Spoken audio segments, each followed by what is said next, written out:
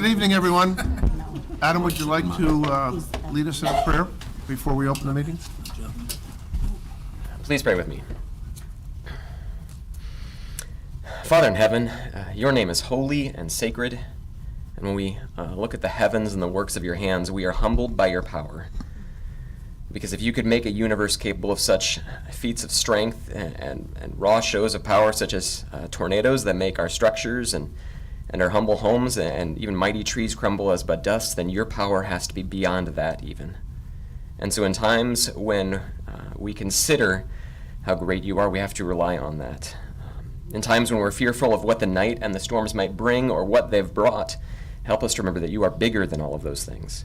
You are stronger than that, and you do not let things happen unless somehow you can make good come out of it, even if we will not always know what that good is. Help us to trust in your promises and even look forward to a day in the future of great destruction because it's a day of great renewal, a day that we look forward to with a new heavens and a new earth where there will be no more mourning or death or crying or pain, for the old order of things has passed away. And in the meantime, please be with us as we repair and rebuild and come together and weep with those who weep and stand with those who need someone to stand with and work together. I thank you for the showing of this great community that we've had over the past few days. And God, knowing that we need your help, and knowing the day, I pray the traditional words of St. Patrick, a slave who escaped but came back to share the gospel with his captors. He prayed, Christ be all around us. Christ with me, Christ before me, Christ behind me, Christ in me, Christ beneath me, Christ above me, Christ on my right, Christ on my left, Christ when I lay down, Christ when I sit down, Christ when I arise, Christ in the heart of every man who thinks of me, Christ in the mouth of everyone who speaks of me, Christ in every eye that sees me, Christ in every ear that hears me. I arise today through the strength of heaven, the light of the sun, the radiance of the moon, the splendor of fire, the speed of lightning, the swiftness of wind, the depth of the sea, the stability of the earth, the firmness of rock. I arise today through God's strength to pilot me, God's might to uphold me, God's wisdom to guide me, God's eye to look before me, God's ear to hear me, God's word to speak for me, God's hand to guard me, and God's shield to protect me. I pray this for our city and for the city council meeting and for our neighbors, and I pray it in the name of Jesus, my Christ. Amen. Amen. Matt, would you lead us in a pledge? Absolutely. I pledge allegiance to the flag of the United States of America and to the republic for which it stands, one nation, under God, indivisible, with liberty and justice for all. Welcome, everyone. We'd like to open the meeting. First item of business is a public hearing and to consider an ordinance approving the final plat of the Highlands.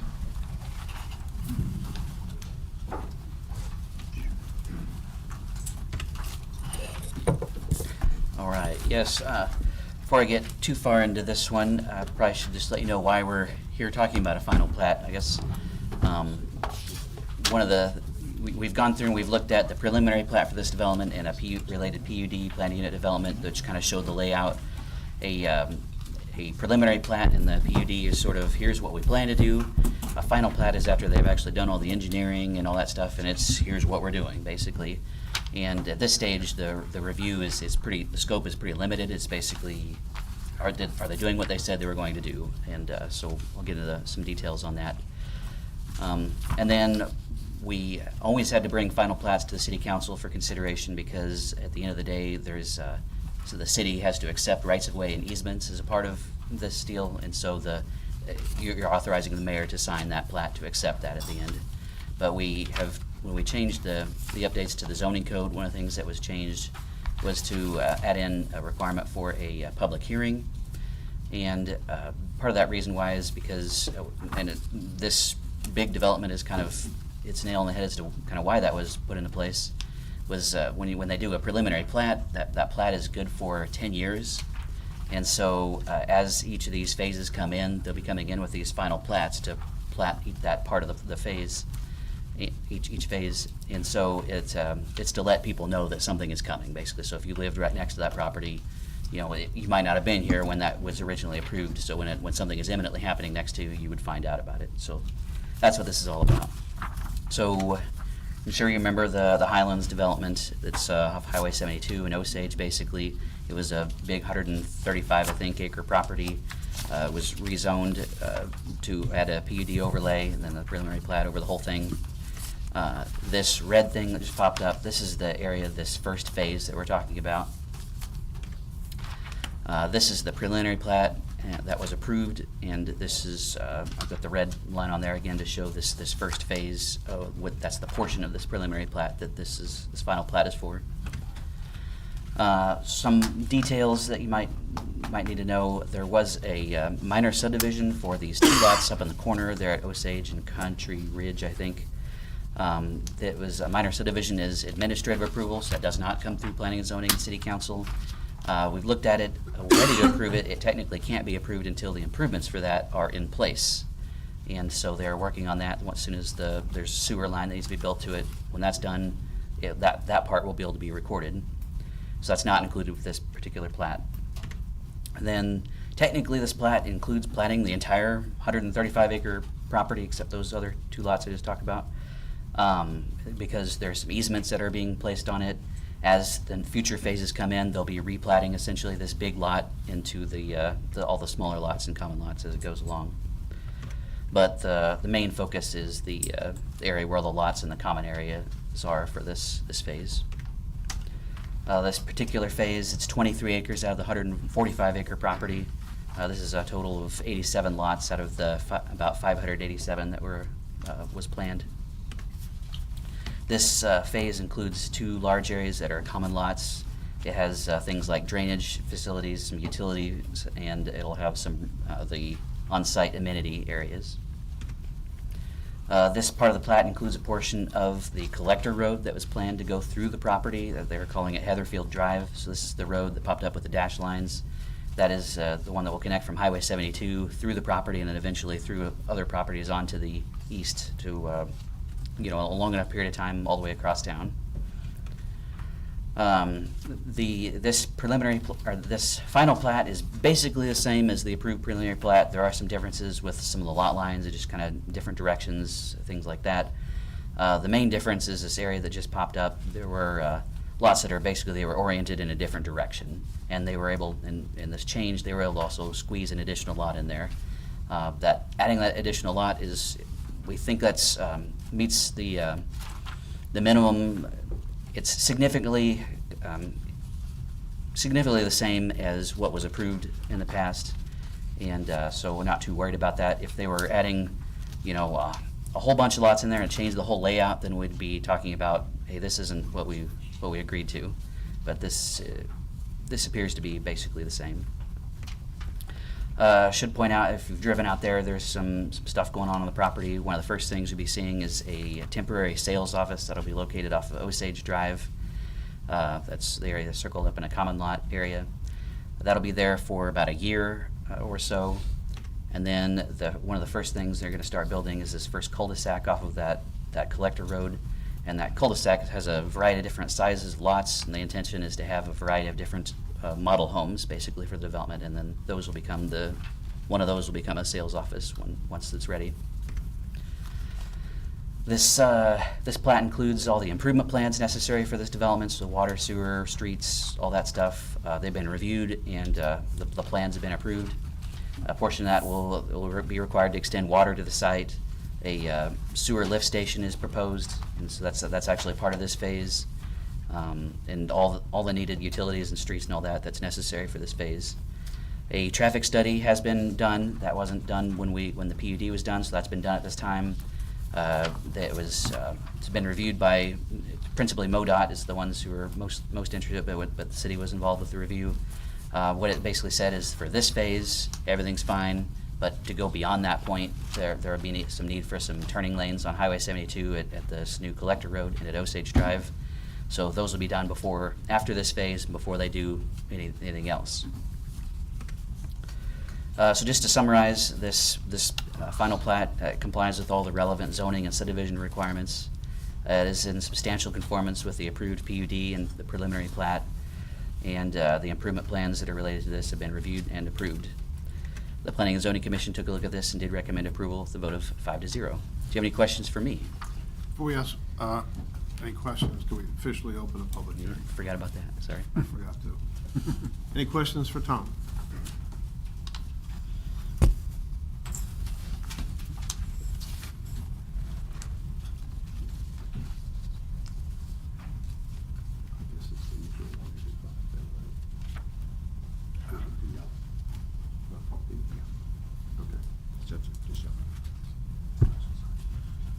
Okay, if there's no questions, we close the public hearing. Any? Did you ask if anybody wanted to speak? Oh, okay, that's what I just asked you. Okay. Is there anyone that would like to speak to City Council regarding this PUD, regardless of where you live?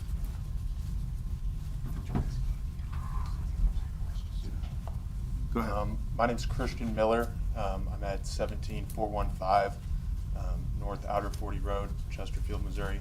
I'm here representing the developer, so if there's any questions, I'm here to answer them. You drove all the way down here. I feel compelled that we're going to have to ask you something. I mean, you really don't have to. But I'm happy to answer them, so. Thank you for being here. Thank you. Yep. You can pass along that in spirit of Rolla and the way we like our roundabouts, we're glad you're thinking about including one. Thank you. Good deal. I'll pass that on. If there's no further questions, thank you for taking the time to come down here and Yep. making Yeah. yourself available, and we wish you the very best with this project. Thank you all. Thank you. May we have the first reading, please?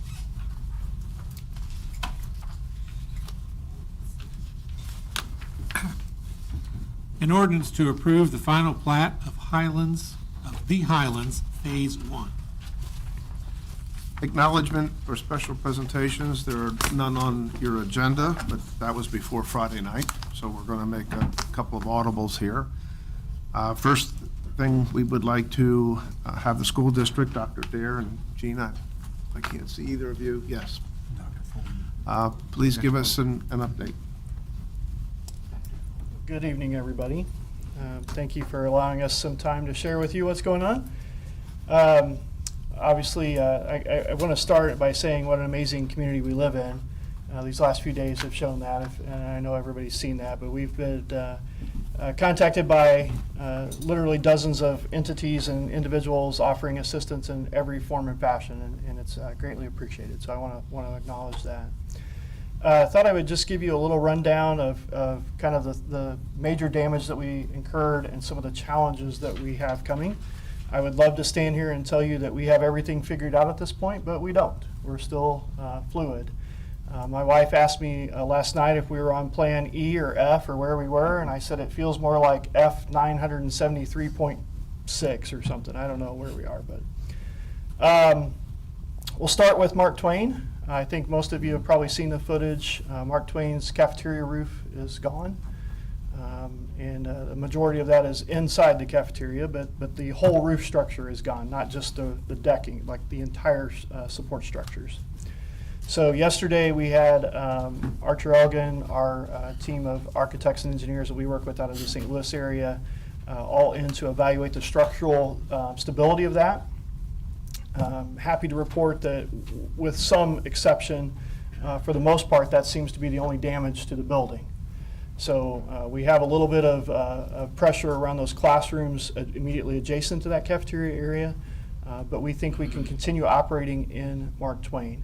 The biggest challenge will be delivering food and serving food to those approximately 300 and some kids to finish the school year. So that's the process we're working on now. And we will have some demo happening in there pretty quickly because it's not safe. So we'll be actually hoping to start that tomorrow, getting some demo done and reevaluating that structural piece once that is completed.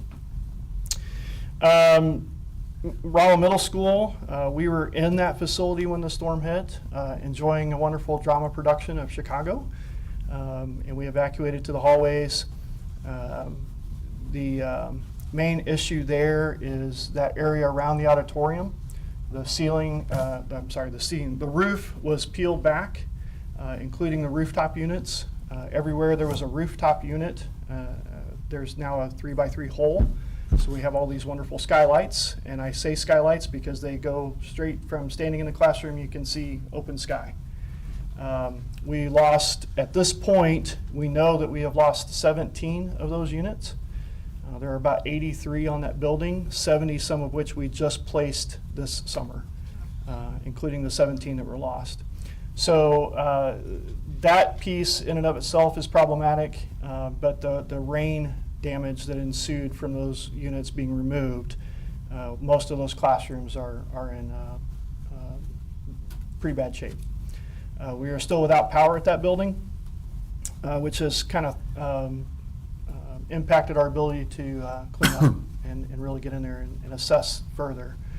As we were going through yesterday, we discovered 4 additional rooms on the other end of the building where the units were either moved, displaced in some form or fashion, also additional flooding, that kind of thing. So as the power comes on, as we have things, we're undoubtedly going to see other things. I will describe, they always talk about amazing things that you see. These are all gas units, so there's gas lines and trunk lines. They're fed off of stems, is what I would call them, but they're threaded pipe. And so we know we have one unit where quite literally the gas line is still there. It's not moved, it's still anchored, but the unit was unscrewed from the pipe. So if that tells you anything about what was going on up there, it was probably a little wild. All of those units are still on the roof, so our first order of business is getting those off so we can further assess the damage. We are in the process, we'll begin the process tomorrow of vacating those particular rooms. There's about 15 classrooms that we're going to have to vacate. We're going to look to relocate that mostly 5th grade to another facility. So we're still working on those plans and hope to have some finalization tomorrow on outlining what that looks like. In the meantime, we again are blessed that we can continue operating in the rest of that building. The other piece that we have to figure out, though, is all of those gas lines are connected in a loop, which also feeds the kitchen.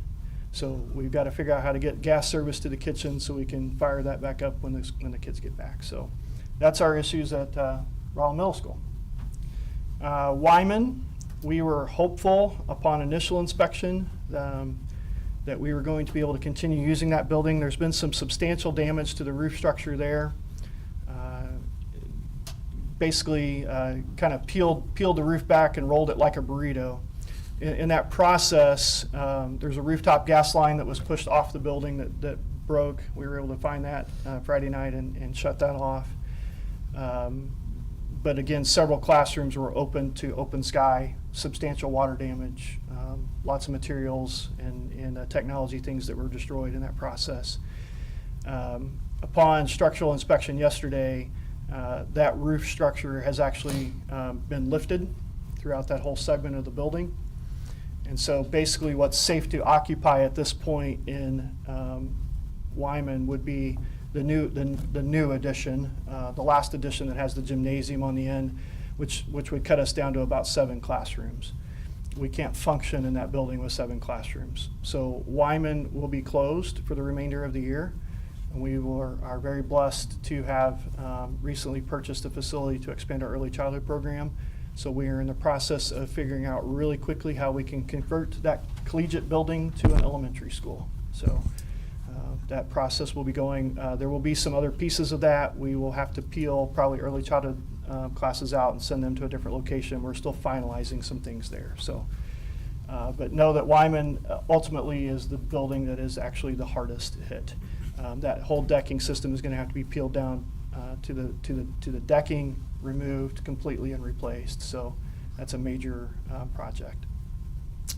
On top of that, we have obviously lots of trees and those kind of things. Central office, RTC, sustained some minor damage, mostly from debris. So soffits, trim work, some of those things where debris hit those in the process of the storm. We are still without power in some of those places. I know RMU is working diligently. Not having power at central office, that's our hub for our entire network. So even the buildings that have power can't function because they have no network abilities. We can't print, we can't copy, we can't do all of those things because everything is tied together. So we're kind of stuck in that regard. We will continue working on that. I know RMU is doing everything they can, but middle school, RTI, and central office are still without power. Additionally, just some other smaller things. The softball field is gone. Essentially, the press box area was damaged. Took out the backstop. All the bleachers went away. Those kind of things. So, thankfully, it's not softball season, but that'll be a project to deal with as well. Again, kind of a random moment as we were inspecting things late Friday night. Of course, it's dark. The emergency lighting that we have, the battery power packs, last for about 2 hours and then they fade. But there was one laying in the front lawn at the middle school, right by the front door, that was shining like a floodlight in that darkness. And in that moment, we all just kind of thought, well, it's one off the building power pole, something. But what we discovered in the morning of Saturday morning was that it was actually from the inside of the cafeteria at Mark Twain. That was an interior light that was installed in our lighting project. So if that gives you an idea of some of the things that are happening there. But we have great people, and we're taking it one step at a time. We have the full staff coming in tomorrow to start taking some first steps of packing rooms and getting things relocated. So our goal and what we're pushing for is to reopen schools on March 31st. That's about 2 weeks away, but that's our goal. That's what we're pushing for. Happy to answer questions if I can. Was there any damage to the junior high? I saw some inspections So there. we have some continued inspections to happen. At this point, we're not aware of anything major. Okay. We do believe there's probably some chance that some of those HVAC units on the roof have some at least minor damage, but that building has power and everything is functioning. So that's not been our focus at this point, but we will actually take those inspectors through all of those buildings with a fine-tooth comb as time allows. Dr. Dare, do you need anything from any of the institutions in Rolla? You know, at this point, I don't know what that would be right now, but I'm sure we will, and if we have the When you ability, do, you ask. we know we can ask. Yes, we appreciate that. Sorry. Sure, yes. Dr. Dare, hold on. No, yeah. I'd be remiss if I didn't ask because my daughter will tell me, or will say, hey, Dad, did you find out? Is it going to extend the school year? So we are actually blessed in two ways. So the short answer is no. We build what we call a max calendar. So we build in to our calendar what is automatically required from the state to make up weather days. So in that regard, we will never make up weather days at this point. There was some question about whether tornado days means the tornado day or the following days after. But we do believe DESE's going to forgive those anyway. Okay. So I think we're covered either way. So, but I'll let her yes, know. at Thanks. this point, the calendar stands. Spring break stands, last day of school stands, all those things will be the same. Dr. Dare, is the high school look okay? High school, as far as we know, had no damage at all. Yeah, Truman is fine.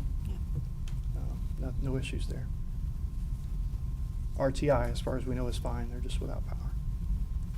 And again, subject to change at a moment's notice. As the power comes back on, we may find things. So.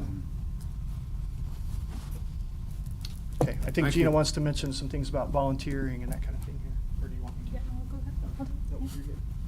Hi, everyone. Thanks for having us. Just want to echo Dr. Dare's sentiment and thank everyone who's reached out and shown up to help. We've had so many volunteers and offers. It's kind of been overwhelming. Thank you to local law enforcement, city officials, our board. I know everyone's pitched in and has been working really hard, so thank you all. If you do want to help, we put out a form this afternoon. It's on our website, on our social media pages. Please fill out that form. That way we have a centralized volunteer pool, and we have a team assembled that will be calling on those folks as we need them. So again, that's on our website and on our Facebook page. If you can't find it, call me, and we'll point you in the right direction. But we're just asking that everyone fill out that form so that we have a resource list to build as a bank as we move forward, because we will need people, but it's been tough to get folks in right off the bat with some of the conditions we've been facing. So thank you. Thank you. Thank you. Thank you. Thank you.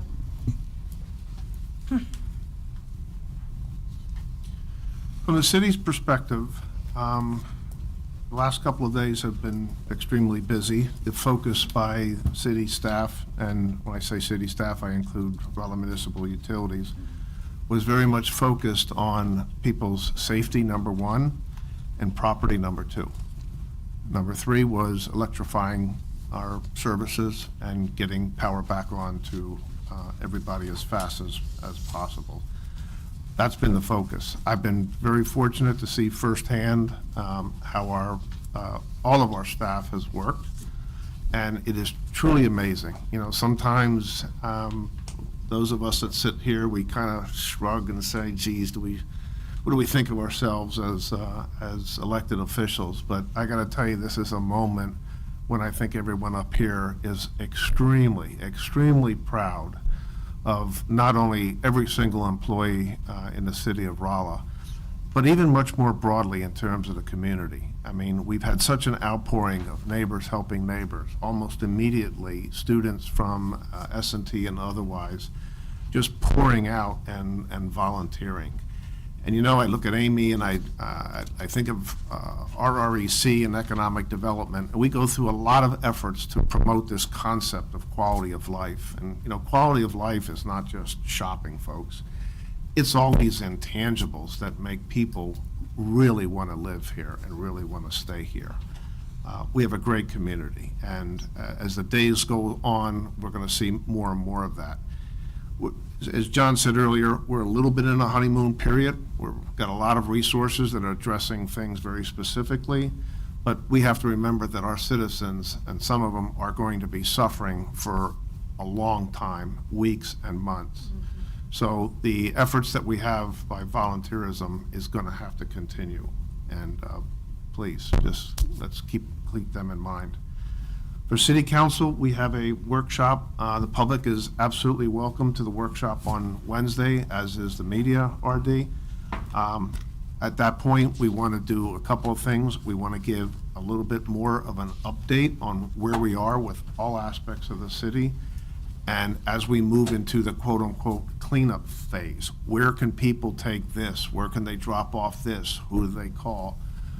We're assembling all of those answers for City Council, so we want you to be prepared, and frankly, we need your help as well to get these comments and this information into the various citizens that are in your ward. So the public is welcome at 5:30 on Wednesday. Is that here, Mayor? That's here. Bring your questions. We're going to try and get as many of the questions and answers identified and answered up front, but we're going to miss some, so feel free to bring your questions. So I don't want to get really deep. I asked John to just hit 4 or 5 high-level things here tonight, because if we get too deep, then we're going to be acting as if this is Wednesday. So John's going to give us a highlight in a couple of areas. John? Thanks, Mayor. And I've passed these around to this side. Would you pass it? This is just a draft of a summary of what we're doing, and I'm not going to go over all this tonight. In particular, I'm going to just hit the opening paragraph and then back on page 3. Let me just read this opening paragraph, because I think we're accustomed to what's happened since Friday night, but I'm not sure that everyone has seen the official releases. So between 7:50 and 7:58 p.m., an EF2 tornado crossed the city of Rolla from Highway CC in a northeasterly direction to the industrial park on the northwest. Peak winds hit 120 miles an hour, and the path length was 8.67 miles. Maximum width of the tornado was 175 yards. Early SEMA estimates are 750 to 800 damaged structures in Rolla, with another 200 to 300 in Phelps County, and these are all very preliminary in order to get the information up to the governor's office. RMU encountered nearly 80% of our metered customers. That should be of our 10,000 metered customers, so about 80% were out Friday night. By the next morning, they were down to about 5,000 customers out. As of about 10 minutes ago, they got a bunch on this evening, which is why Rodney's not here. He apologizes. And Chad, they said, we can either get more people hooked up or come to the meeting. I said, get more people hooked up. So, so we should have down to about 3,000 folks without power as of tomorrow. But we want to make sure that people understand the folks that were in the direct line of the hit, we estimate about 1,600 or so customers, they could be out for another week or two. It's going to take a total reconstruction of those areas before they can really get in there. As the mayor said, the response from Rolla citizens has been nothing short of incredible. And that coupled with region-wide responses from SEMA, Red Cross, Salvation Army, Phelps County EMD, Pulaski County EMD, and too many other entities to recognize, as well as the citizens, it's just been humbling. So again, take a look at the department by department summaries. We'll talk about that on Wednesday. If you see some things on there, some questions on there, shoot us some emails in preparation, or we'll be prepared with our department directors to answer and have some of that ongoing conversation. I wanted to bring your attention to page 3, and it's some ongoing communication efforts. We're currently working with / to create a dedicated website. It's going to be called Resilient Rolla at Resilient.Rolla.com. We'll create a segregated email account, resilientrolla@rollacity.org. And currently, we're going to be handling phone numbers or phone calls through Lori's office. She's very confident she can handle this by herself, but we're prepared to roll out another number that would be a backup number, and we'll put together a team as we need to. But that'll all be announced in this new website where we'll have the Q&As, we'll have the maps. It'll be the city's go-to site for these questions, and so we're going to need your help to backfill that with a lot of Q&A questions, and then we'll backfill it with the information on the answers. Yeah, it hasn't been released, but the website will be, again, resilientrolla.com, linked off of the city's website. The email address for ongoing communications, resilientrolla@rollacity.org, and those will both be released officially tomorrow.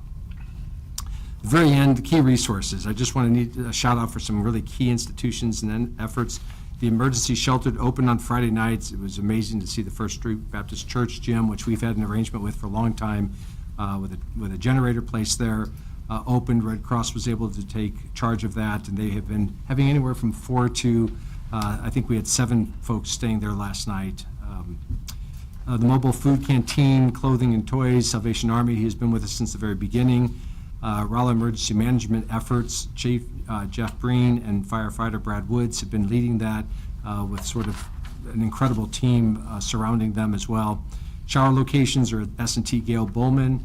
Those are going to be 9 a.m. to 5 p.m. until, and then to be determined if, as we go forward, whether that needs to be continued, because we just opened the shower facility also at the First Baptist Church, being hosted by the Southern Baptist Disaster Relief, and there's shower capability, including ADA access at that location. We should have the center on by the next day or so, and we want to make that available for a place for the community can go and take showers, and we'll work out some arrangements so folks can get in there and just play and let the kids burn off some of this energy. And then lastly, volunteer support. While it's been all over the community, it's been incredible. We do really want to track that, both as a place for people can contact and say we need support and help on my properties, to where these groups can come and ask, where can I be commissioned? That's really being coordinated by the Pulaski County EMD, and so they're running from 9 a.m. to 5 p.m. They'll be there all this week, and that's just a good clearinghouse of that information. Doesn't mean there's not a lot of other things going on, but we're trying to really run everything through that resource. So a lot more key resources that are out there. We've got a little pamphlet that got prepared as of yesterday. These are being taken door to door to houses that were directly impacted with some of that basic information of where they can go, and this will be updated periodically and new copies produced. And of course, that website will be able to be updated. So again, happy to answer any questions, but a much deeper dive on Wednesday. Okay, John, will the meeting on Wednesday be live streamed? Will they be able to watch it? We haven't made arrangements to do that. We're not opposed to it. We got to just check with the operator and see if that's something we can do. Okay, I thought I'd ask. Yeah. Typically when we do workshops, it's They really a don't, chance yeah. to get into the nitty-gritty, but there's no reason that we want people to know this information. The thought was we might resolve it all there, address some issues that we've got, and then be able to publish that, release that. So Got it. We'll check on whether or not that can be aired Wednesday. Thank you.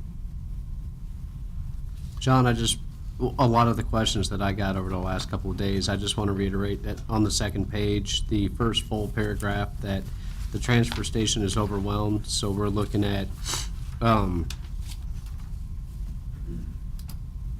they won't be able to handle the full volume of debris and demolition. Are we suggesting that we can take it directly to Prairie Valley Landfill in Cuba? So larger supplies, for sure. Dump trucks, things like that can make that haul. I Yeah. was gonna say, I could help out with that a little bit. They are overwhelmed, but they do have extra trucks out there. They were prepared best they could to get that stuff moving, to keep it moving. But obviously, when you got all of the city coming and several dump trucks, fills up their trucks real fast, so they gotta move them out. But I talked to the manager down there today, because we had some issues, and I think he's gonna resolve that, or he says he would, so. Nobody should be turned away from transfer. I know we had some issues today, but I think he's gonna take care of that, so. Okay. So we'll see how that goes tomorrow. But, So hold on, go ahead. it's just a little bit different than I thought we talked about on Sunday. So we're encouraging everyone in the community to go to the transfer station. Is that what you're saying? Well, yes. Now, Lou, we are starting a extra site over here at Sharp Road, Okay. where we're gonna have some Right, people. the satellite come in. facilities, but before you get to the satellite facilities. Oh, go ahead. So I'm clear. We do want people to go to the transfer Ye- station. yes. And that includes contractor, that includes constructing debris, that includes everything. Yes, Lou. Now, there is always gonna be the exception. Some of that stuff's too big for their trailers. Right. At that time, they will direct them to Cuba. Okay, so I just want to make sure the public hears that part. Yes. So if there's a backup there, or if there's something that's too big, they will be told, we'll take it, but you have to take it to Cuba. Yeah, that's correct. Okay. We Thank had- you. Why don't you talk about the satellite facilities as well? Okay, well, we're gonna try one for now, see how it works out. We discussed that this morning over here at Sharp Road, over by the old, behind the dog pound, the old street department. We'll have 3 to 4, the 3 to 4, the dumpsters sit there. We'll have people coming in. They're welcome to come in from 8 to 4, we discussed this morning. Drop off any, debris, small debris. If they got a trailer load of stuff, we're gonna hand them a flyer out, a brochure, to take that to the transfer station. It's no cost to them. They bill that back to the city. They come in each time. So Roger, these satellite facilities will be staffed, right? Yes, we'll have a, Okay, so talk about things, this is not an opportunity to take everything from spring cleaning and putting in that dumpster. no. So our staff, we'll have at least one person, and if we set up another, we'll have a person there, is construction debris, small debris, stuff like that. So if, obviously our staff is gonna look at that when you come up, and if it's a bunch of bags of clothing, obviously, it's gonna say, hey, come on, that didn't come from, this. No solvents, no paint, no, None of that stuff. It's just minor storm debris, stuff like that, trash that they picked up around the house, from the debris blowing around, and et cetera. Roger, I'd also- Food, rotten food. We do have a lot of issues with rotten food. We've been getting calls all day. I've been telling them, if you can wait till tomorrow, bring it, we'll throw it in there. That's stuff like that. Yeah, really, we want to make sure there's kind of a distinction. So large-scale hauling should go to the transfer station, it should go to Cuba. The one that we're opening up on Sharp Road is really intended for the smaller scale Yeah. pickup trucks, small trailers. Yeah. Where people can actually, you have to load that into commercial dumpsters. Right. So it's not going to be a place that you're just dumping on the ground. Yeah, we don't want dump trucks coming in there thinking they're gonna Right. dump their stuff, or dump trailers full of stuff like that. so it's hand unloading Yes. that's into a it. dumpster, okay? Yes, correctly. Josh, did you? And then, so for all of the debris, like tree limbs, trees, all that stuff, can we leave it Curb. on the curb? Okay, that's Public Works, right? Darren, you want Yeah, we're to kind of come up working here? together on that one, so, yeah.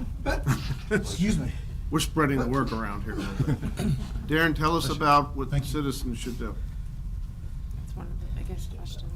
Yes, so any tree debris, if you can get that to the edge of the curb, I've had staff in, Saturday, Sunday, today, going around with backhoes, dump trucks, cleaning that stuff up.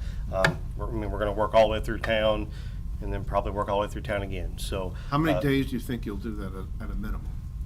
3 weeks, 3 weeks, okay. at a minimum. Talk about the sizing of material.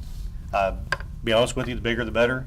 So we'd much rather see 8 and 10-foot pieces as opposed to, 16-inch pieces. It's just a lot quicker to load.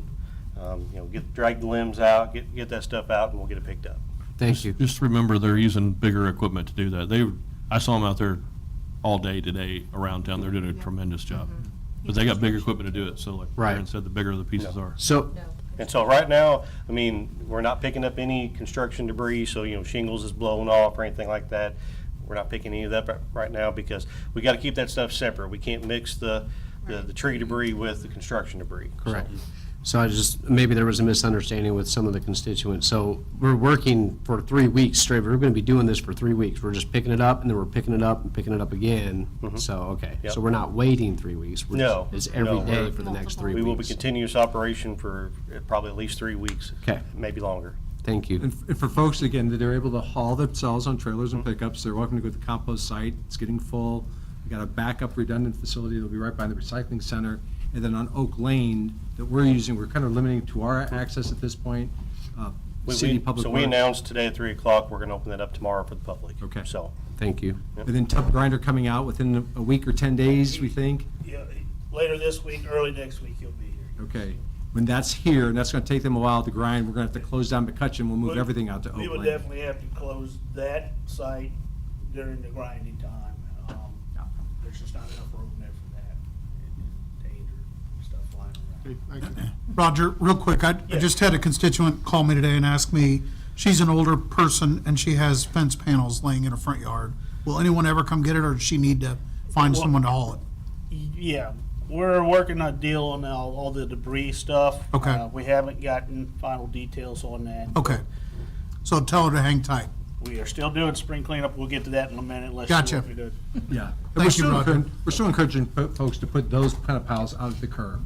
We'll kind of figure out, separate from the land, Understood. the tree limbs, but that's all yard. Thank you. Construction trash. Everything will get done, but everything won't get done at the same time. That's right. Hurry up and That's wait. what it's going to come down to. I do have a question then, because I'm kind of concerned about this, but a lot of those panels and stuff are getting stacked on the sidewalk. Is that an issue? Do they need to be in the yard behind the sidewalk? They should, but we're not going to ask somebody who's just hauled it out there. That's- We'll just try and get it removed as quickly as your possible. best. Yeah, Why so don't we that's just just, tell everybody not to put on the sidewalk, and then the onesies and twosies that happen, it's okay. right. That's why I just Off the want to get si- that off the word out too, sidewalk, so yeah. Yeah. Thank you Thank you. for clarifying that, yeah. Thank Thank you. you both. Yep, If you thank you, can, gentlemen. bring all your questions. As I said, the public is welcome to attend as well on Wednesday. Thank you. Old business, we have quite a number of things here from last week, 2 weeks ago. First is an ordinance to approve the vacation of an easement at 1527 St. Marie's.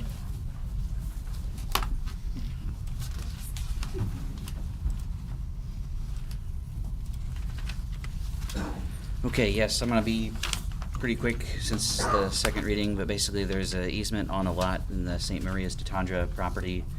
Planned building is in the location of the easement. Easement's not needed anymore.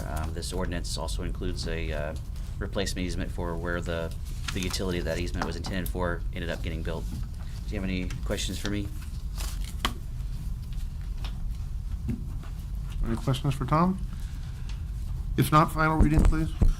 An ordinance approving the vacation of an easement located at 1527 St. Maria's Street.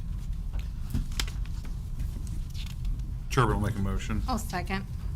Motion made and second. Any further questions? If not, roll call vote, please. Vaughn, Yes. Turbin, Yes. Greben, Yes. Roman, Yes. Steen, Yes. Kessinger, Yes. Penner, Yes. Balch, Yes. Johnson, Yes. Ridley, Yes. Jackson. Yes. 11 ayes. Thank you. Second item is an ordinance rezoning 602 North Hollow. All right. Yeah, so this is a property on Olive Street between 6th and 7th. Got the property on there. The property is currently zoned C1, which is neighborhood commercial. The entire block is zoned C1 and C2. The blocks around the property are zoned various commercial districts, but then a little bit further out, you start seeing some residential zoning. This area is kind of on the edge of the downtown, kind of between the really downtown area and where it becomes more residential. So the reality is it's got kind of a mixture of commercial and residential uses. This map I just brought up are properties that until recently and are currently residential uses. And so you can see it's almost kind of about 50-50 almost. This is a street view looking toward the property. It's not the one front and center that the former church is. This one over here, kind of behind the trees. But basically, the property is currently a duplex. It's old. The applicant stated that it is in disrepair and needs to be demolished and something replaced. So their request is to rezone this property to the R4 district, which is one of our new zoning districts. That would allow for, I think it would allow for up to something like a 6 or 8 plex maybe, and I've kind of laid out that'd be about the maximum you can do and fit the parking and all that for it. Don't know what exactly the applicant has planned, but they want to try to do more than duplex on the property if they can. As I said, this property it's kind of in a strange location. Our current comprehensive plan designates it being appropriate for commercial uses. However, it is adjacent to the downtown. There's a mix of residential and commercial in this area. The R4 district is intended for areas that are near the downtown for higher density residential and mixed use with a limited amount of commercial uses in that district. The Planning and Zoning Commission did recommend approval with a vote of 4-0. Do you have any questions for me? No questions for Tom? If not, final reading, please. An ordinance to approve the rezoning of property located at 602 North Olive Street from the C1 Neighborhood Commercial District to the R4 Urban Multifamily District. Castlenger will make a motion. Hahn will second. Motion made and second. Any further discussion? If not, roll call vote. Roman, Yes. Jackson, Yes. Steve, Yes. Freeman, Yes. Penner, Yes. Turbin, Yes. Brudley, Yes. Johnson, Yes. Kessinger, Yes. Hahn, Yes. Balch, Yes. 11 ayes. This is approved. Next item is an ordinance vacating the remainder of an alley north of 11th Street. All right, so this was a platted alley that's north of 11th Street between Highway 63 or Bishop and what used to be State Street. It's on property that's completely adjacent to the university, and the university is actually the applicant on this one. I know I've had some recent cases where the city was the applicant on these. But just the short version is there's no alley there anymore. The alley is not needed for any access. The university is planning a building, and so they need this vacation in order to pursue a grant for that building. There are some utilities issues to be worked out as they get there, and we may be back to vacate the utility easement related to those utilities once that is worked out. But this time, they need it to be vacated so they have the property so they can apply for a grant. Do you have any questions for me? Planning and Zoning did recommend approval. I don't think we have any questions. Any other questions? If not, final reading, please. An ordinance approving the vacation of the remainder of an alley in Townsend addition to the city of Rolla, generally located north of 11th Street between Bishop Avenue and the former rights-of-way of State Street. I'll make that motion. Josh will second. Motion made and second. Any further discussion? If not, roll call vote. Brudley, Yes. Kessinger, Yes. Penner, Yes. Freeman, Yes. Roman, Yes. Steve, Yes. Turbin, Yes. Balch, Abstain. Johnson, Yes. Hahn, Yes. Jackson, Yes. 10 ayes. Ordinance is approved. Next item is an ordinance to approve the enhanced enterprise zone. Yeah, we're 15 years into the 25-year DED designated enhanced enterprise zone for the city of Rolla that provides a tax abatement methodology for certain types of industry and investment. But one of those that were adopted 15 years ago included accommodations. So traditionally, these were used for manufacturing, warehousing, distribution, utility offices, that kind of thing.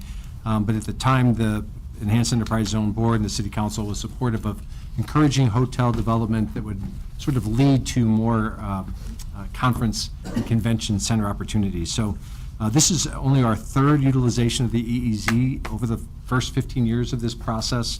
That was Hartman and then one other hotel property. This is the Home to Suites by Hilton.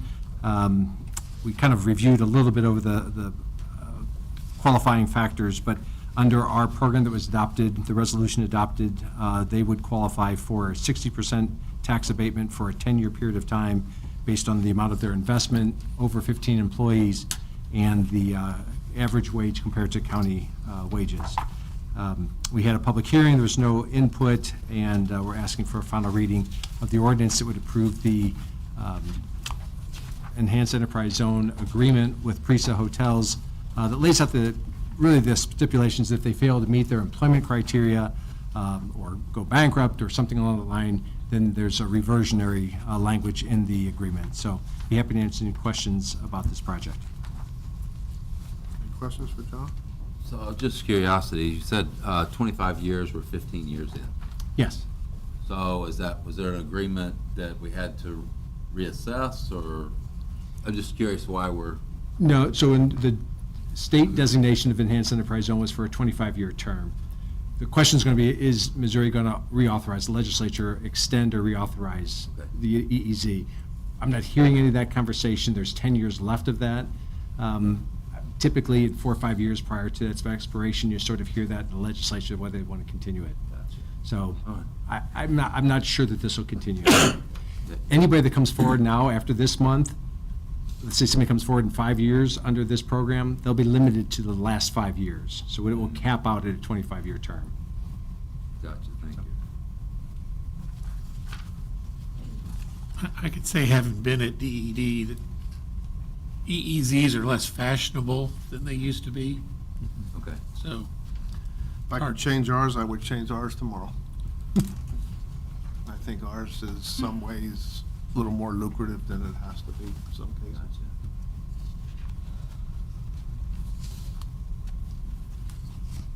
There's no further questions, final reading? an ordinance approving an enhanced enterprise zone project and authorizing the city of Rolla, Missouri to enter into an enhanced enterprise zone agreement with Prisa Hotel LLC. I'll make that motion. Josh will second. Motion made and second. Any further discussion? If not, roll call vote. Steen, Yes. Turbin, Yes. Penner, Yes. Roman, Yes. Greven, Yes. Balch, Yes. Johnson, Yes. Kessinger, Yes. Jackson, Yes. Fridley, Yes. Han, Yes. Levin. Ayes. Ordinance is approved. Next item is an ordinance to enter into agreement with NB West.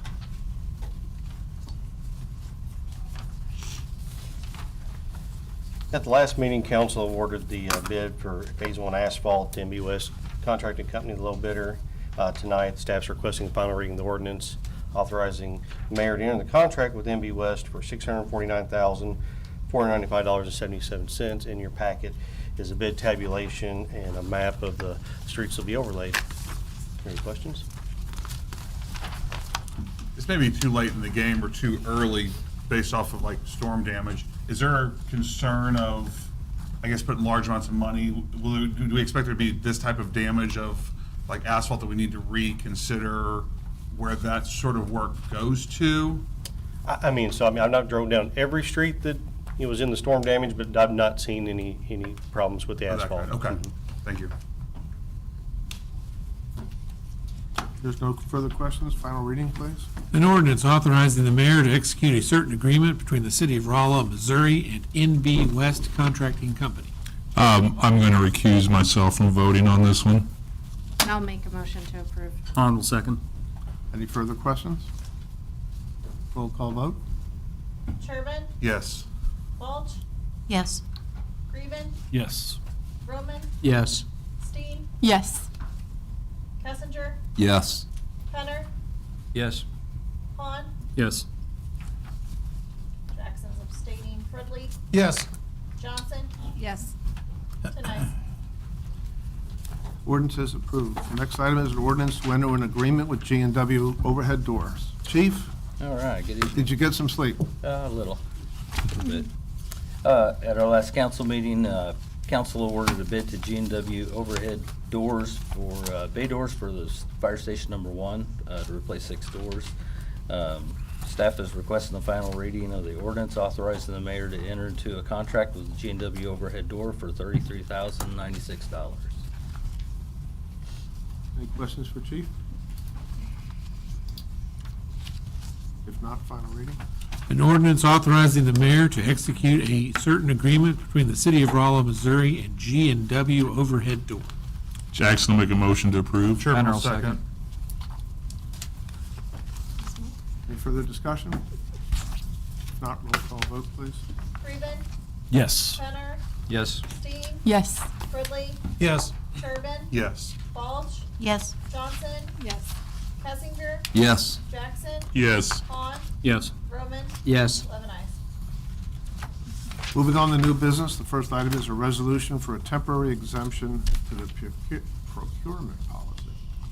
Yeah, this was adopted in 1999. We have not updated the limits since then, and much more customary, you would see these limits in many cities our size in the $35,000, $50,000, even $75,000 limits. And that triggers the formal procurement process that is advertisement, sealed bid openings, an award before city council, a contract entered into. So it's a process that can easily take 60, 90 days. We have a procedure under 10,000, so between 1,000 and 10,000 allows us to get quotes, and then we can proceed as long as those dollars are adequately funded and budgeted accordingly. Because we're acting as the general contractor on the new animal shelter, we're buying supplies and materials, we're finding smaller contractors, they're still required to be bid, they still got to pay prevailing wages, but it's just a more expedited process. I was reminded at our staff meeting this morning that we're probably going to be looking at an emergency consideration even for this disaster, just purchasing things we're going to have to spend money on that aren't going to be able to go through those typical procedures at $10,000 increments. But that's why we need to do a full review of our procurement manual.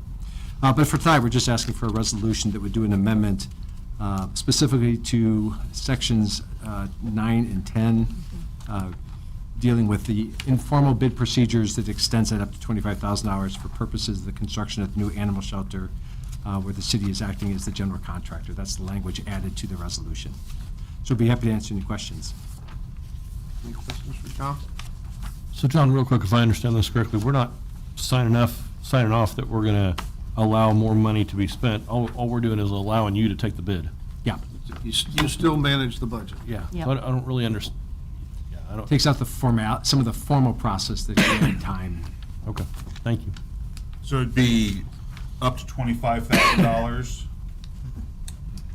or there is no limit on it? No, it's up to It's $25,000. up to $25,000? Yeah. And is it any money sitting basically in a slush fund for the? No. We don't like that language. No. Don't use the word slush. No. It's dollars earmarked for the Is it in the? Senate. That's what you're saying. Or the animal shelter, I'm sorry. No one liked that. Nathan, you got Nathan going. Nathan Miguel used to use that word. I thought it was good. Nathan, that's what I was trying to get at, is we're not really, he's not stepping out of the scope of anything, because we still have to say Right. it's okay to spend it.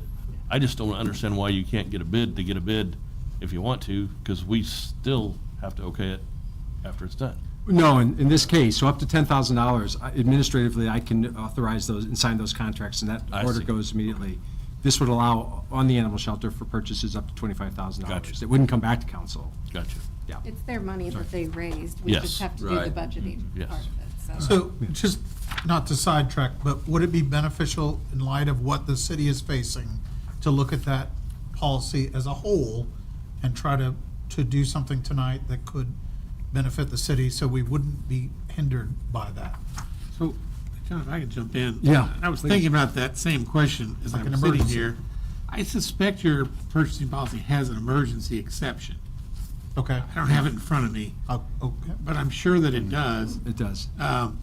But we do need to overhaul the purchasing policy Absolutely. in general. If nothing else for inflation. Right. I can tell you that even when John has the flexibility of doing something like this, he always comes to me first, and I assume he'll come to Yeah. whoever's mayor at the time. Actually, on Roman numeral page 4A7, section 11, I included the emergency purchase provision or clauses that's currently in that policy. Okay. So that does address, maybe not as clearly as you would like to otherwise today on a new write-up, but yeah. The way I would write it. But now, for instance, a purchasing policy you were writing today would have a whole separate section, for instance, for federal procurement, because they have a whole bunch of rules that are very different than your all's rules. And so it just needs updating, but it's not. Which version of federal procurement? What day is today? Yeah. That's right.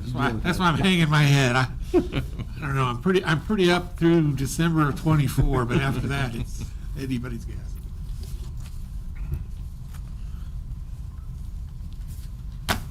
So you're looking for a motion? Yeah. So the question is, is the motion matching what we're requesting, or are you looking to modify that? I guess my question is, do we need to modify it to help the city move forward as we look at the disaster that we're dealing with? Would it be beneficial to do that as a whole for the entire, for all departments? Or should we just stay with this and go back? That's, I hate doing some of these things on the fly. but I do too. We might want to stay through. So with that question, do we want to look at the procurement policy first? No, okay, so this section is just for the animal shelter, so you want to do that now, and that, Right, but I don't think that's what Matt's asking. the overall is kind of a long-term deal, because it's going to be a big document. And then I think in terms of the immediate problem, you've got the emergency purchases. We should be okay. You should be Section okay. 11. Okay. I would suggest, and forgive me my ignorance, Mayor, but have you done a declaration of emergency? Mm-hmm. Signed that Saturday. So I think section 11 is covered. Okay. So go you ahead, did- Matt. No, you're right. So you need a motion to allow for a temporary exception related to the procurement policy as it relates to the new animal shelter. I'll second that. Do we read the heading? It's got a resolution. I'll read it, but I was just going to say, and what 11 does is it suspends all the rules during the emergency. Yep. And there are other exceptions like that. Yeah, let's talk a little bit about that, so council's comfortable with what we did on Saturday with that document, John. Yeah, What we did and why we did it. Yeah, so in order for the state to request services from SEMA, which began the process of ultimately working up to FEMA, both the mayor had to do a declaration of emergency and the presiding, actually, all the county commission had to execute. So we received the document from SEMA, we modified it for Rolla specifically, and the mayor signed that, and we sent that up. And that officially starts the process of notifying those outside of the area services. And then eventually that will work its way all the way up to the president. Correct. Who hopefully will sign a declaration of emergency, which then authorizes FEMA to reimburse you for the funds that you're expending, all the overtime that your officers have expended, all in their public works guys. On Wednesday, we're going to ask Stephanie to, as we go through the various departments, to talk about the financial implications on us and explain a little bit of detail about how this reimbursement works. As you can imagine, there's a lot of strings attached, and we have to dot i's and cross t's, but Yeah. we're going to do it, we're going to do it right. But from my understanding, that going up to the president requires the state to have so many dollars. I think it's 11 million. 10 million. I think. 10 million? Yeah. And the word is, with the number of incidents that have crossed across Missouri, the state of Missouri will certainly be above that threshold. Yeah. So, My guess is that the governor has probably already submitted that to Washington. But it does take a while. But I have not been through this personally myself, but I'm good friends with several municipal attorneys, including the Joplin attorney, who have been. And it's kind of like the first days FEMA, and SEMA are like, hey, whatever we can do to help. And then in about a week, it's kind of like, well, did you fill out the paperwork right? It becomes a little less helpful. the bureaucracy takes The over. bureaucracy, when they finally get to the scene. Okay, so there's a motion and a second, but let's go back and read the resolution first. Yes, sir. A resolution amending Resolution 1358, the Rolla Purchasing Manual. Thanks for the clarification. So this is only for, so after all the conversations, this is only for the animal shelter. Why is it temporary? Why don't we, so it's being amended, but then I saw that it expires July 31st of 27. Why are we doing it that way instead of just amending it to the 25 for anything dealing with the animal shelter moving forward? I'm hoping we're done with the animal shelter. Well, me Love the too, format. but I didn't know why it needed to be. Because at that temporary. point, we'll have adopted the new rules. Right. Okay. So, and then we'll have that Yeah. leeway in the new rules. Okay. it's okay to give him an unfettered hand for a short period of time, but Put a timeline on it. Gotcha. Yeah, November of this year. I don't want to sound negative, but we're getting ready to have a new John here before too long. I know. So I know. my comfort level would, Sure. yeah, not go too far yet. Was there a motion on that? Yeah, I made the motion. And the second one. Raven was- second. I did. Graven was Second's second. over here, okay. Motion made and second, all in favor of the resolution signify by saying aye. Aye. All opposed? Second consideration is a resolution authorizing a memorandum of understanding with the Rolla Chamber. Yeah, this was really exciting. The Chamber's been in conversation, as you know, for a long time with the Missouri Division of Tourism, and we're coming up on the 100th year of Route 66, a very popular tourist destination throughout Missouri that actually had a ribbon cutting right on Pine Street at one point in Rolla, Missouri. And working with the Route 66 Commission, Amy and the Chamber of Tourism was able to secure a $15,000 grant for, and we're one of 10 counties that received this grant. We included a diagram of what that image looks like. The state is actually putting forward a program to provide these by contract across the other 9 counties, I think, but I believe it's a Minnesota company. It's not a state company doing these signs. Well, because of the innovation of Amy and folks here, we found a local contractor who could build a very similar sign with even more strength and weight. But it's a big sign. This is a 10-foot sign. Will lay very nicely in Bueller Park. We included a diagram. It's actually in the right-of-way that was abandoned as a result of the Kings Highway 72's extension project, but on property that sort of blends into the park. It's going to work great for buses being able to come in and take photo opportunities. And this isn't just a 2026 kind of project. We're going to see people for a long time taking advantage of the interesting sites along Route 66. So anyway, we were thrilled to get the grant through the chamber, but because it's their sign and their grant being placed on city property, we wanted to have a memorandum of understanding. That's in your packet on a couple of pages, Roman numeral 4B, 5, and 6. We did run that by the chamber board. They were supportive of that. We had some minor tweaks dealing with the electric service. We feel pretty strongly that we do want to light this.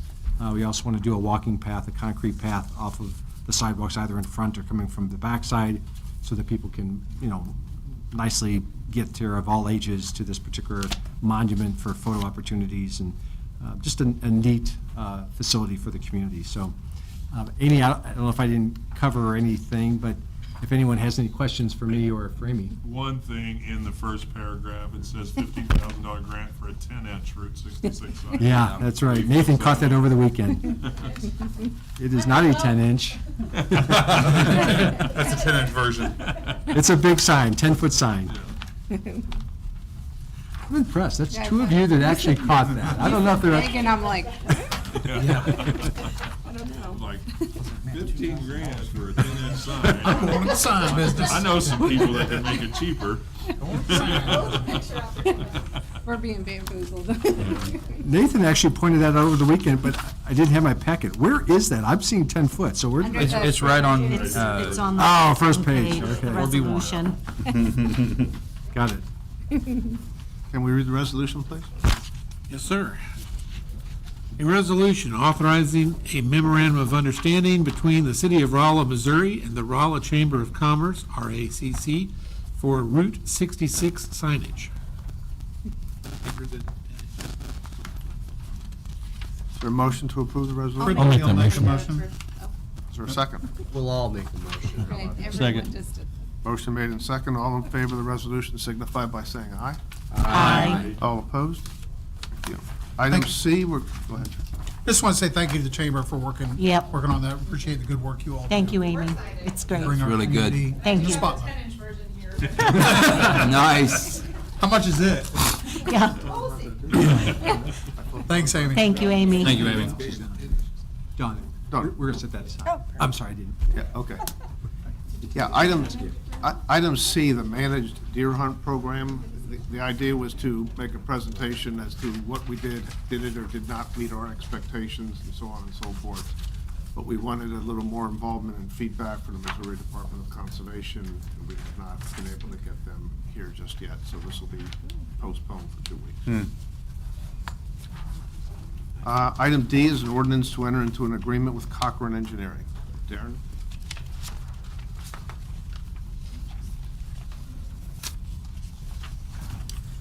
So city received a grant from the state Missouri Division of Tourism for welcome wayfinding signage. We sent out requests for qualifications from interested design firms for this project. We got 3 firms that were interested.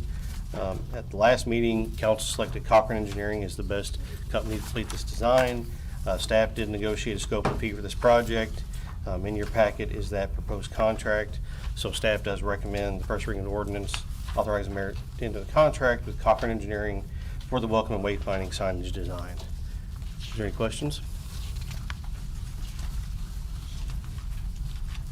There's no questions for Darren. First reading of the ordinance. An ordinance authorizing the mayor to execute a certain agreement between the city of Rolla, Missouri and Cochran Engineering. Next item on the agenda is a motion to accept an easement granted by Missouri Science and Technology.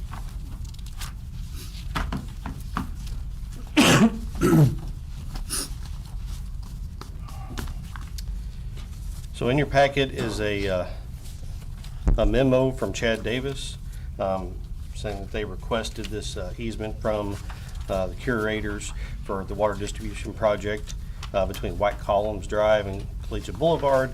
In your pack is a copy of that easement and a survey showing where that easement would go. So staff is recommending the acceptance of this easement. Any questions for Darren? Just what exactly they wanting to do? They're putting in a new water line. Okay. Is there a motion to accept the easement? Josh will make the motion to accept the Kessinger, easement. second. Motion made in second. All in favor signify by saying aye. Aye. All opposed? I abstain. The record show 1 abstention. Next item is a motion to approve the disposal of various records. Yeah, that's just an update in your packet. Sorry, moved on from that. Lori accumulated some documents that we just like to maintain or track and then eventually have them destroyed under the State Records Retention Manual, which we reference in our codes. But before we can destroy those records, we have to bring those back to City Council for approval. So the list of those items are on Roman numeral 4F2. You can see that list of items there,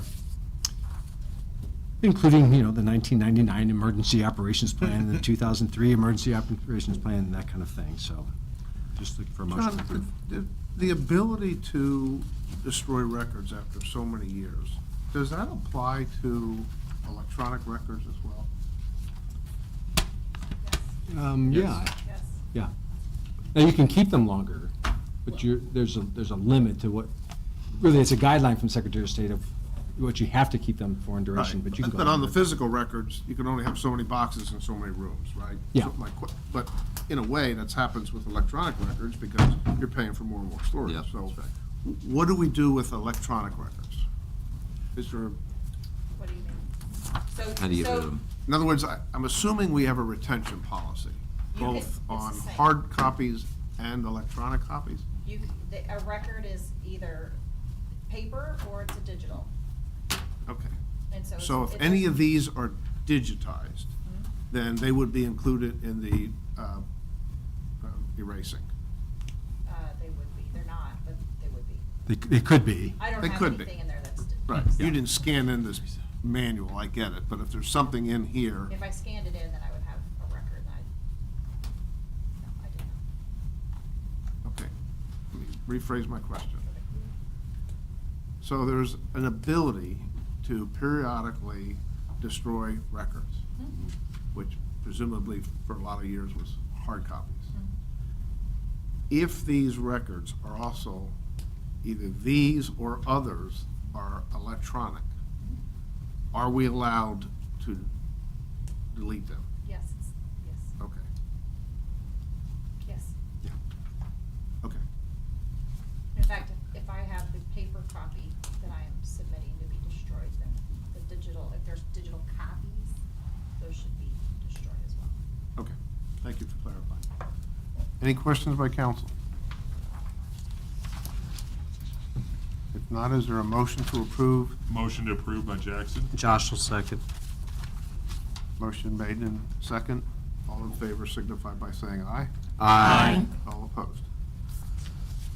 We do not have any claims and/or fiscal transactions scheduled for tonight, so citizen communication, are there any citizens that would like to speak to the city council?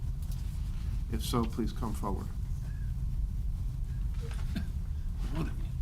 Everybody's looking at each other. For all of you, please give your name and address to the clerk. Yes, These are my- public records. Sure. My name is Michael Kalen, 12 Burger Drive. Actually, before I kind of start, I just got a text from my wife. 12 Burger has power now. Yeah. And I am actually Yay. one road behind the Rolla Administration Building, so I'm hoping they're really close. So, but sorry, I didn't have any power, so I'm going off my laptop. I was hoping to print, but I don't have power. Kalen, Kaelin. Yeah, hello, my name is Mike Kalen. I live at 12 Burger Drive, Rolla, owner of Canine Academy Dog Training in Rolla. On Friday, March 14th at approximately 7:55 p.m., I believe, the city of Rolla was devastated by a EF2 tornado that caused massive destruction to hundreds of homes and businesses in Rolla. At this time, I believe no reports of death, but some injuries. Lots of trees were uprooted, blocked roads, toppled power lines, and that fell on houses and businesses. Ended up, RMU had 8,000 out of its 9,600 metered customers without service. It wouldn't be till daylight came when we would then see how truly bad our town got hit. Southside Shopping Mall, almost gone. Another business across the street, almost gone. Homes across Casey's on 72, either total loss or almost total loss. Mark Twain Elementary cafeteria roof, gone. Rolla Middle School new HVAC, gone. Rolla softball press box, basically gone. Trees were uprooted from Southside Shopping Mall, northwest to near Whitney Lane, north Rolla School Administration Building. Bad deal, right? So what was the priority of our police personnel Saturday AM? Getting police officers to check on elderly, have police patrolling subdivisions, have police helping manage traffic where damage had occurred? Nope. The fine men and women RPD went where they were directed to go, which, for quite a few of them, was to help with the annual Rolla St. Pat's Parade. Allowing this separation to go on with this community suffering was an utter disgrace and slapped to the face of those experiencing such destruction of their homes, businesses, and neighborhoods. What showed is that the city officials valued the parade over its citizens' well-being. The university didn't want to inconvenience its alumni and visitors from out of town. Our mayor didn't step up and make his decision a priority, his citizens a priority, but rather caved to the St. Pat's Board and university to go on with the parade. Parade was to have 60-plus businesses in the parade, but I believe most pulled out, like my business. To help with devastated community, businesses paid $100. If I'm figuring, that is over $6,000. That parade should have been postponed to a later date to celebrate our community that was now known as Rolla Strong. That's right, we stepped up as a community to help our neighbors. Missouri S&T and its St. Pat's Board, please keep your money. I hope this amazing group at the chamber would try to organize a couple of weeks down the road a Rolla Strong parade to showcase our wonderful businesses and, more importantly, our first responders and RMU crews. That way, the businesses get to hand out what was to be given out and cheer on our great first responders and RMUQs. Thank you for your time, and do better, Mayor. Thank you. I absolutely agree. Hold I on, think hold on, that was hold on. How very did you, well said. hold on. How did you close that? Do better. Do better. I wasn't gonna respond. But Well- now that you're gonna personalize it, I will respond. He has the right to do that under the First Amendment, Mayor. and That's we have- fine. That's fine. Go ahead and preach that. Let me tell you something, folks. We can criticize a decision, but let's make sure we understand what the decision was, how it was taken, and who was involved, okay? So I'm gonna repeat. Nobody even spoke about it. Nobody? I didn't see you getting up on your Sig Roller page and talking about it. So you didn't see it on some Facebook or something, so you assumed that it wasn't discussed in a great detail multiple times? Is that your assumption? I've been seeing RMU posting like crazy and letting the community know about what's going on with the power outages. I would expect that the mayor would use some social media in this media crazed time, that he would be stepping up. You're welcome to your opinion. I'm not going to bother responding. Anybody else want to speak to city council?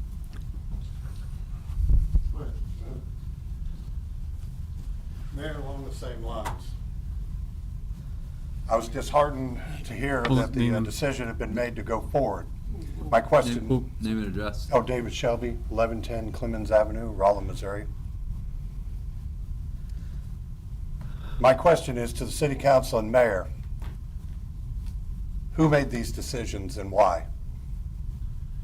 I'll answer that, and I'll answer it in the whole context of that decision-making process. So Friday night at the command center, I would say somewhere around 8 o'clock, one of the first issues discussed was in fact, you can sit, I mean, Okay. I didn't know if I needed. One of the first things that was taken under consideration was in fact the parade. The participants involved in that discussion were Chief Fagan, Chief Roberts from the university, and myself, initially.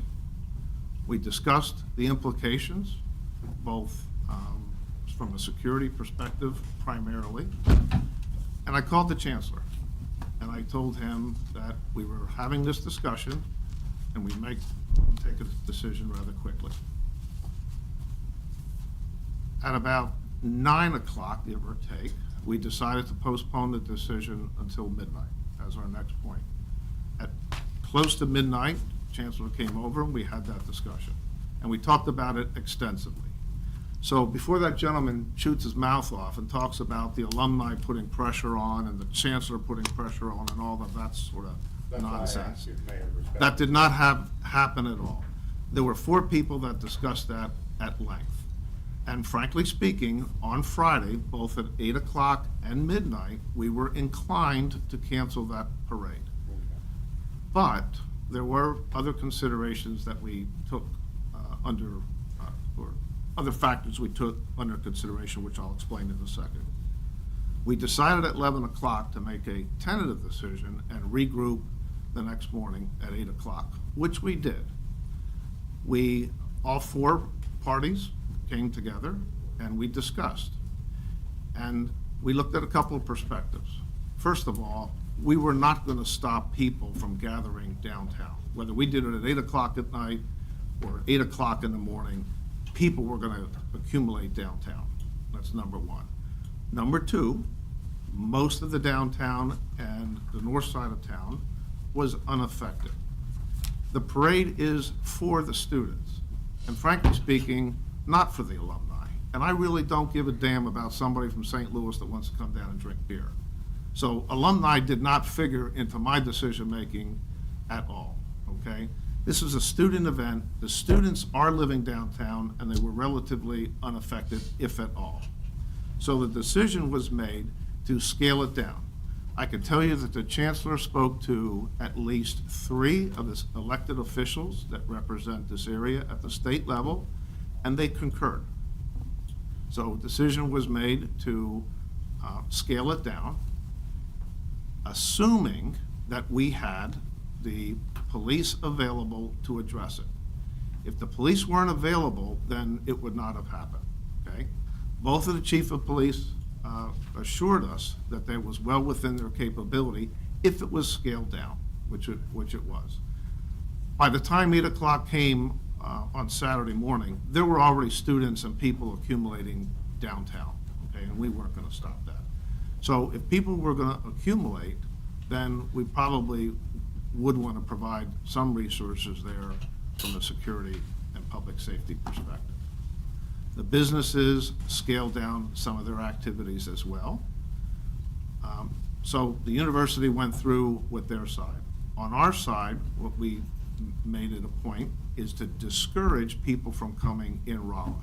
Having the students in something small scale downtown is one thing, but we didn't want people driving into into Rolla, especially from the south because of the conditions of the road and everything else. So our word was scale it back down and discourage people from coming in. As it turned out, and Chief Fagan is very welcome to comment, I encourage him to comment actually, it was very within our capability of managing it.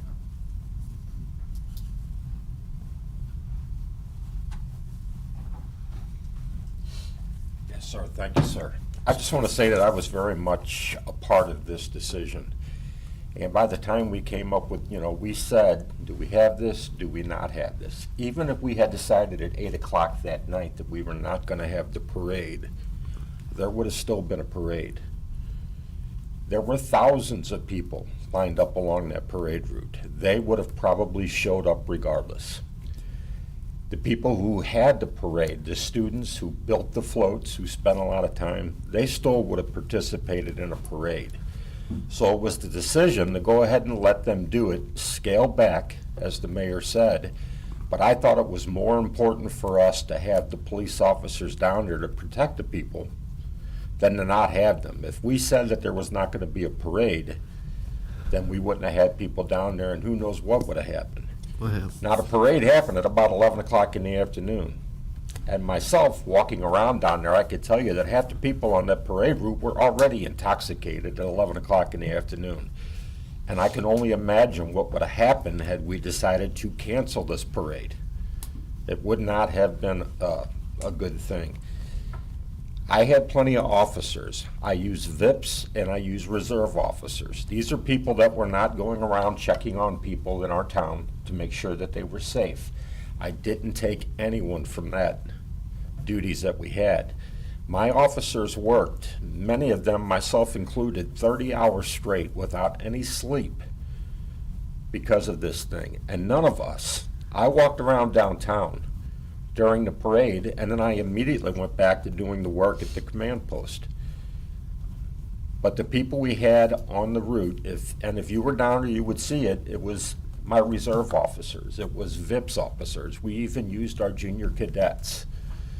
We had help from some county officers with this, and we had S&T officers.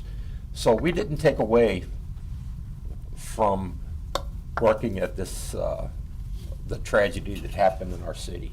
In fact, I was surprised with the amount of reserves and everything that came out to help us with this particular thing. So I know that the mayor's been getting a lot of slack over this, of having the parade, but it wasn't just his decision. And no, we weren't, the chancellor didn't come in and pressure us to have this parade. This was a decision made for the safety of the people downtown, the people that were going to be down there anyway, regardless if we had a parade or not. Now, they did scale it back. Last year, the St. Patrick's Day parade was a little over 2 hours. This parade was about 40 minutes. It was scaled back tremendously. Every event after the parade, the concert, the beer tent, everything that was going to happen was canceled. The only thing that we did, and that was because everybody was downtown already, was have a very shortened parade. And it was done not because of alumni, not because the chancellor talked us into it. It was done because it was the safe thing to do with the people that were down there. That was the decision that was made, and that's why we made it. Any questions? I think a lot of the reason that people are upset are they see that, the VIPs and the reserve officers and the officers that were downtown and, people that first responders, street crew, those are people that could have been boots on the ground and helping in other areas. So I understand why they would have that thought process. I also, the thought of people are going to come anyway. If you cancel something, people are going to come, but they're going to say, well, it's canceled. I don't think people would linger around. And I know it's been canceled before. When COVID happened, it was canceled. It wasn't canceled hours before the event, Megan. And let me just tell you how I feel. It was a tough decision. It was a joint decision. There was no pressure, and I do not regret it. And I will not throw under the bus this chief, the other chief, or the chancellor. No, I don't think So we should throw them under the bus, the because decision was made, we're moving ultimately, on. it was your decision, and you made that decision. I made that decision with a group of people, and I relied on their input as to what they could do. If they didn't have the resources, that would have been a different story. But understand what the different story would have been. It would have been optics, and that's what this is about. People don't like the optics, but as Chief said, we felt strongly that those people were going to be there one way or another. So now, what's the answer? We feel good. We canceled it. And now we got a bunch of people downtown and no public safety. And you think they would just linger there? People would just, I don't believe so. I'm just saying, that's my personal opinion. I did take it to heart that the parade happened because, you know, for me. That's fine. Everybody's entitled to opinion. Right, I don't exactly. regret my decision, and we'll move on. Well, and the other thing is I do believe that 2 of our 3 representatives that were talked to, one of them said that I don't think it's a good idea, but we'll support whatever you decide. And I'm pretty positive that the other one, representative, was very much talking about the optics as we just talked about. So I don't think that there was an exact agreement amongst our state elected officials that were on the conversation. I didn't ask them for their permission, Josh. Oh, I understand that, but you said that they were chancellor good with asked it. for their opinion, which was supportive. Correct. He didn't ask for their permission. I understand that. I'm just telling you what, just And to right clear. now, given the choice that we had, the optics and the reality of something that could have happened down there without public safety, we prioritized. And that's it. I think that's. Chief, I just wanted to say, I started volunteering for VIPS back in January. So I was there Saturday morning, and you had officers that were there, and they had a smile on their face, and they were supportive. They were doing the mission, and that's what it's about sometimes. If you're the person doing the mission, and you do it well. I saw some of your command staff sending individuals home that they could send home, or telling them not to go, and that was a good move. So I know you caught a lot of flack about this, and people are quick to question people in leadership until they've been in a leadership role. But I appreciate the work that went into getting this event going. We didn't have firefighters, a whole bunch of firefighters riding fire trucks. We didn't have a bunch of the crazy stuff we normally have, but there were enough people there to make sure that people were safe. And I appreciate that, because there were kids there that were college kids, and they needed someone to make sure that things were safe. You Guys, said in that we were taking resources like our street department thing, but we didn't use any of that. We didn't put our barricades up because the street department was busy clearing streets. I mean, this was a minimal effort to protect the people downtown. And, I think it went off without any problems. We had a couple of issues that we dealt with, but with the minimal resources that we had, it went off without any problems. And like I said, at no time did we take away from the work we were doing. Guys, in the big picture, I think, so this is probably the biggest event that Rolla has every year, by far and away. Yes. And when you have a situation like we had, basically 12 hours before the event, that's a tough call. It is. To just turn around and go the other way. I can see points on both sides. People have great points on both sides. Whatever got done, somebody would have complained about, somebody would not have been happy about. But to slow that thing down and stop that thing with a bunch of college kids 12 hours before it's supposed to happen is not real. That is not going to happen. We did it 5 years ago. We've shut all kinds of stuff down. So, question, have three. time. No, We have let's challenge time. that. Can I- Are you saying that we made a snap decision at that time with COVID? 12 hours before the event? There was a No. whole lot of time that went into that thought before that decision was made. We didn't have that kind of time. Anyway, we're belaboring a point. I hear what you said. I disagree. I made a decision along with 3 other very competent people. I'm done. Hey, Rob, Who else would like to speak? hey, Rob did. Can I would like to ask three quick questions. And so were there any incidents that happened down at the parade?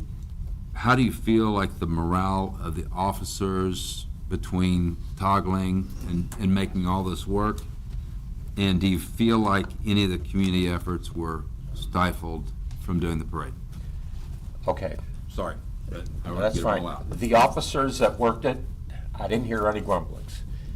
We had to change the complete plan because the regular officers that would have worked that were out doing work throughout the tornado, throughout the neighborhoods and things.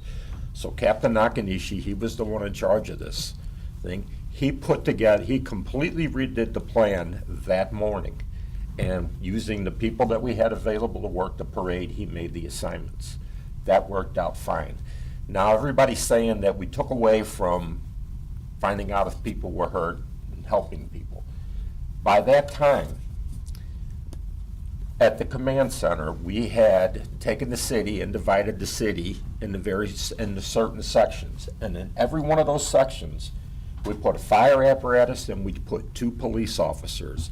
They could have been from Rolla, they could have been S&T officers, Missouri State Highway Patrol, and we went to every house in that sector and either talked to a neighbor and they said, yeah, they're fine, but they're not there now, they're somewhere else. And our people came back and said that they made sure nobody was trapped, made sure that everybody was okay. So, and this was before the parade happened. So we had, we still had a lot of cleanup to do. We still had a lot of wires down. The electric company, Rolla Utilities, they were fantastic, immediately turning off electricity to wherever the wires were down so the wires were not hot. Police officers, we don't cut up trees and move trees. That's not our job. So when you're saying that we're taking away from the cleanup, that's not our job. We don't do that. We're there for safety. And we made sure that everybody was safe before we did this parade. So I hope that answers your questions. I want to hear your perspective, and I think you answered about the morale, so that's good. How about incidences? Yes. We had checking my English. We had some intoxicated people, and we had some drinking in public. Well, but I mean, it was nothing like it's been in years past. We didn't get the countless calls of people down laying in the streets that were overly intoxicated and stuff.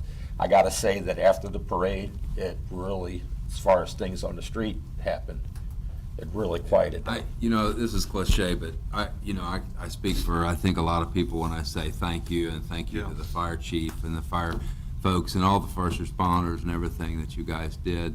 Just hero work in the community, and just wonderful. So.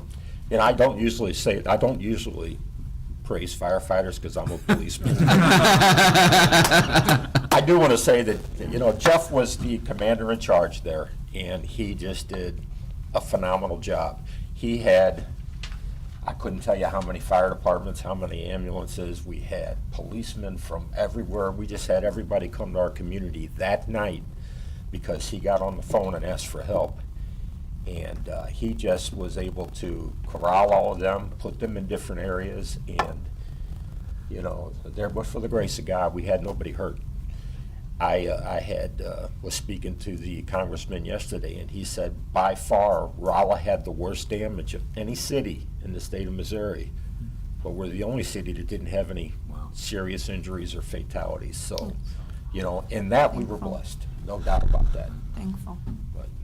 I just want to mention the sheriff's department too. Oh, yes. My house was the first one hit when it came across there, and I had 4 different sheriff's deputies almost on the hour coming back by the house and back by the house. I want to make sure everything, and they hit the whole neighborhood. They just didn't hit my house, but your team was incredible. Everybody that was participated was awesome. It's one good thing about this area is we all have a very good working relationship. Yep. There's no egos when it comes down to something like this, so it worked out very well.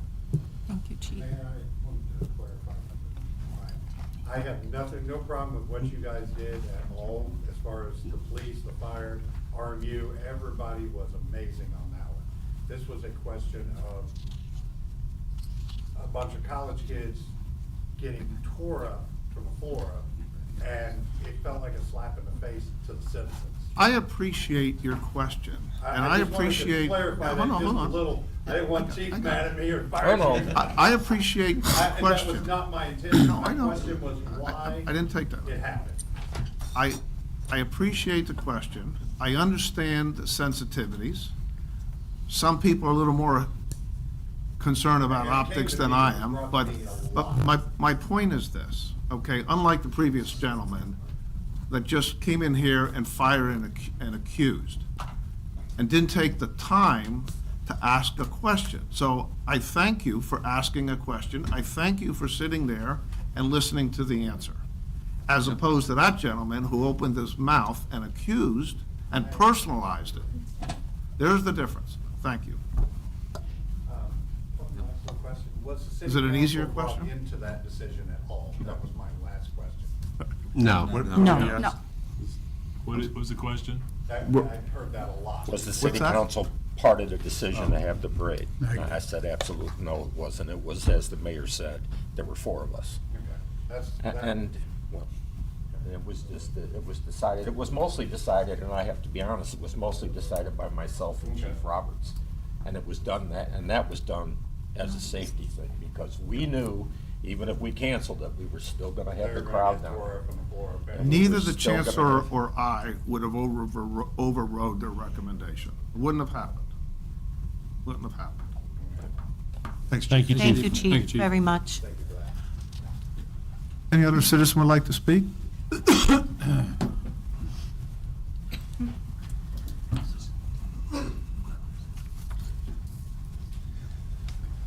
My name is Gail Andrews. I live at 1604 North Cedar.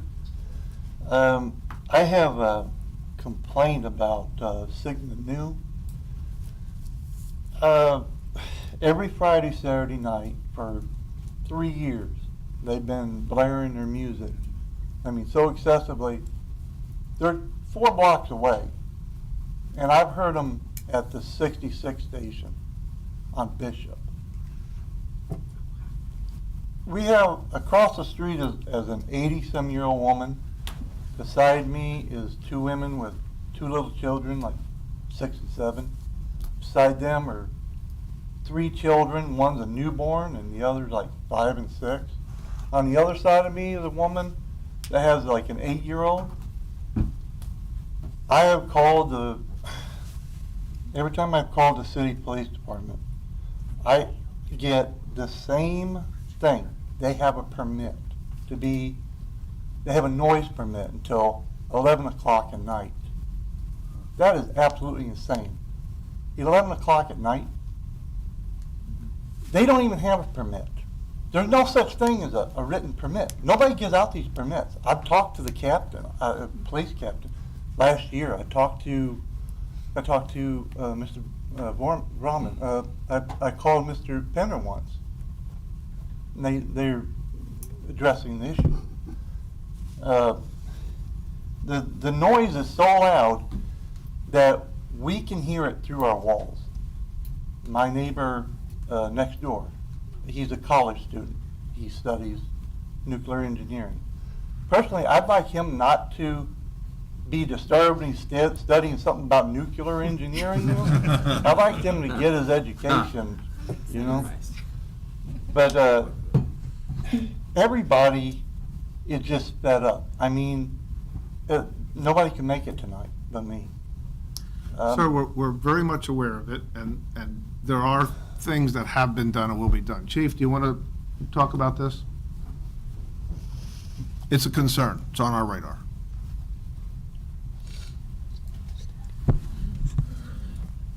We got the complaints on this facility. This is before this weekend. We had a lot of complaints on us. You know, we went there, all of their noise permits, which were issued, were pulled. And the college have sent it up to be censured. Now, I don't know what that is included in the university, but this weekend, we got complaints on it again. We sent officers by there, and they had 2 huge speakers outside, and they were blasting their music.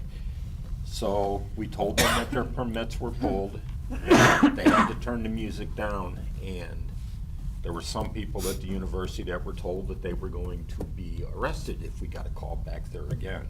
Well, that I know of, after we did that, it quieted down and we didn't get a call back there. So I'm just, if it happens again, call us and we will deal with it. We are about fed up with this organization, and we will take measures to make sure And that we it get stops. transferred around. One night, the city police will handle it, the next night, sheriff's department gets the call. They're on a loop, I guess.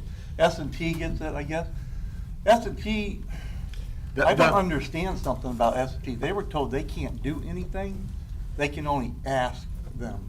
No. These are police officers. I don't understand that. Well, the facility, though it is a fraternity in the university system, it is in the city of Rolla, and we will take care of it. Like I said, we have had enough complaints on this, and I am up to here with them. I've probably made, good Lord, 250 calls to the police department in 3 years because they don't listen. They don't turn it down. It's the bass. It's not even the music. It's the bass. We hear it through our walls. 4 blocks away, 4.5 blocks away, we hear it.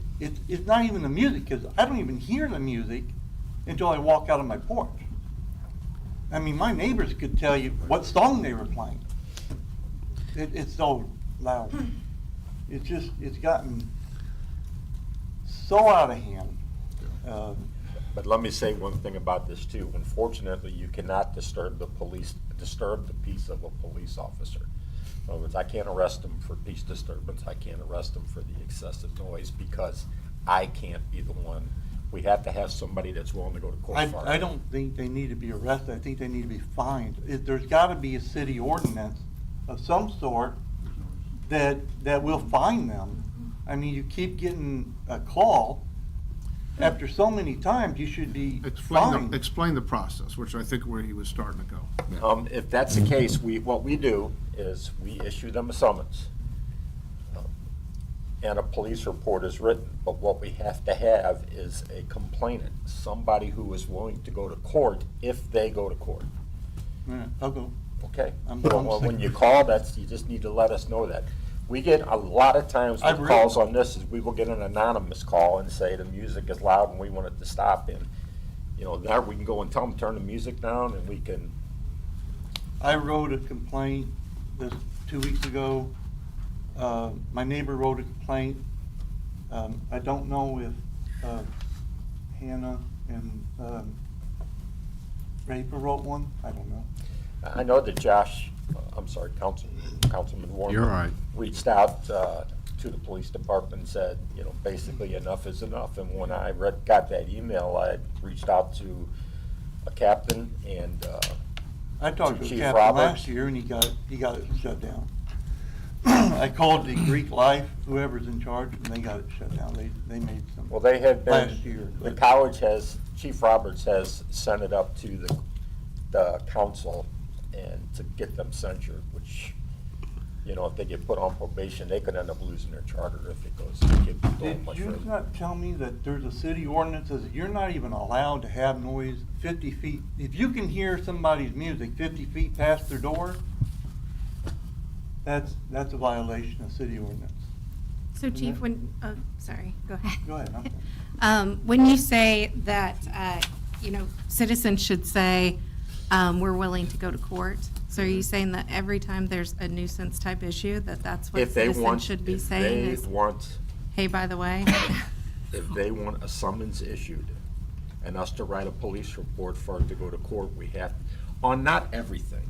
What I'm saying is on peace disturbance and noise violations, you cannot, by state law, you cannot disturb the peace of a police officer. And this is a noise violation and it is a peace disturbance violation, so we can tell them to knock it off, we can tell them to turn the music down, but when it comes to actually writing a report and taking them to court so they will get fined, I have to have a victim willing to go to court and say it was excessive. Yeah. We carry a decibel meter in the car with us, and they will sit outside of the thing, and if it hits a point, then that's a violation. That's people, I think it was, there was a I'll sergeant. tell you what, in the essence of time, Yeah. we heard you, it's on our radar, we know about it. You're talking to mechanics now. Yeah. If you could just, Chief would be happy to talk to you out in the lobby and coordinate so we get it stopped. Thank you, sir. Hey, thank you. Thank you. Any other citizen would like to speak?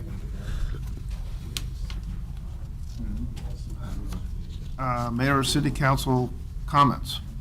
Anything from city council? I only got to say one thing real quick. It's been a long weekend in Ward 1, and it was definitely a sight for sore eyes yesterday morning. Councilman Steen's husband was helping me in our neighborhood, and it was just the two of us, and to see the S&T ROTC and then the combat engineers from Fort Leonard Wood come around the corner, it was nice to be relieved of given direction. So just wanted to give a shout out to that group that came and helped just clean up our entire cul-de-sac. And there were several different groups from Fort Leonard Wood and several different groups from S&T as well. A lot of kids.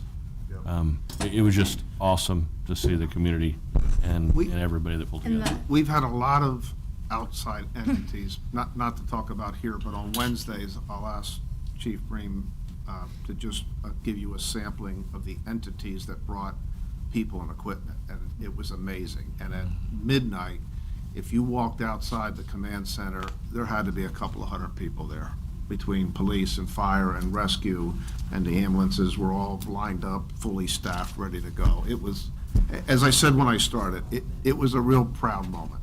It was amazing, yeah. So my husband and our 11-year-old had went out, just the two of them, going through our neighborhood and helping people, and more people just kept coming out and helping. And we actually, they ended up clearing 14 streets in 2 days, which is absolutely insane. And we had Socket Internet, the contractor. He came to check on his equipment, and he was like, I'm here, so I want to help out. And so that was great to see that people, that came from Jeff City to check on their equipment, and they're like, since I'm here, let me help. So it was really great to see everybody coming together, and I think that was all over town, so. I met neighbors that I didn't know yet, so we're in a new house that's not a new house, but it's new to us, and so that was nice. And chainsaws were fired up everywhere, and people didn't even really know the people that are helping. They were just going and helping, and It was great. it's just a wonderful community. We're very blessed. Rob still won't sit very close to me because I smell like a chainsaw. Now, so. That is correct. Yeah. I went into the family center there Saturday morning. I was buying a chainsaw to go help clean some stuff up, and there, here you are, 72, no power lines, and they had a generator fired up, and you went back to the back, and you're in the dark, with a little bit of light, and they would get your warranty ended up, give you a piece of paper to go up to the front. So, that's about all the light. They had some of the lights on, and everybody was in there trying to buy stuff and go help. So it was Just great. emergency lighting on it. I did the same thing. Went in there, and Yep. it was cool to Too. see. That was old school. Yeah. Chief, can I ask you to come back up? For the community's benefit, when disasters happens like this, we see all the good in people, but we also see the bad in people. So let's talk about, it's an East Coast term, shysters. Are there any shysters coming in town trying to take advantage of people?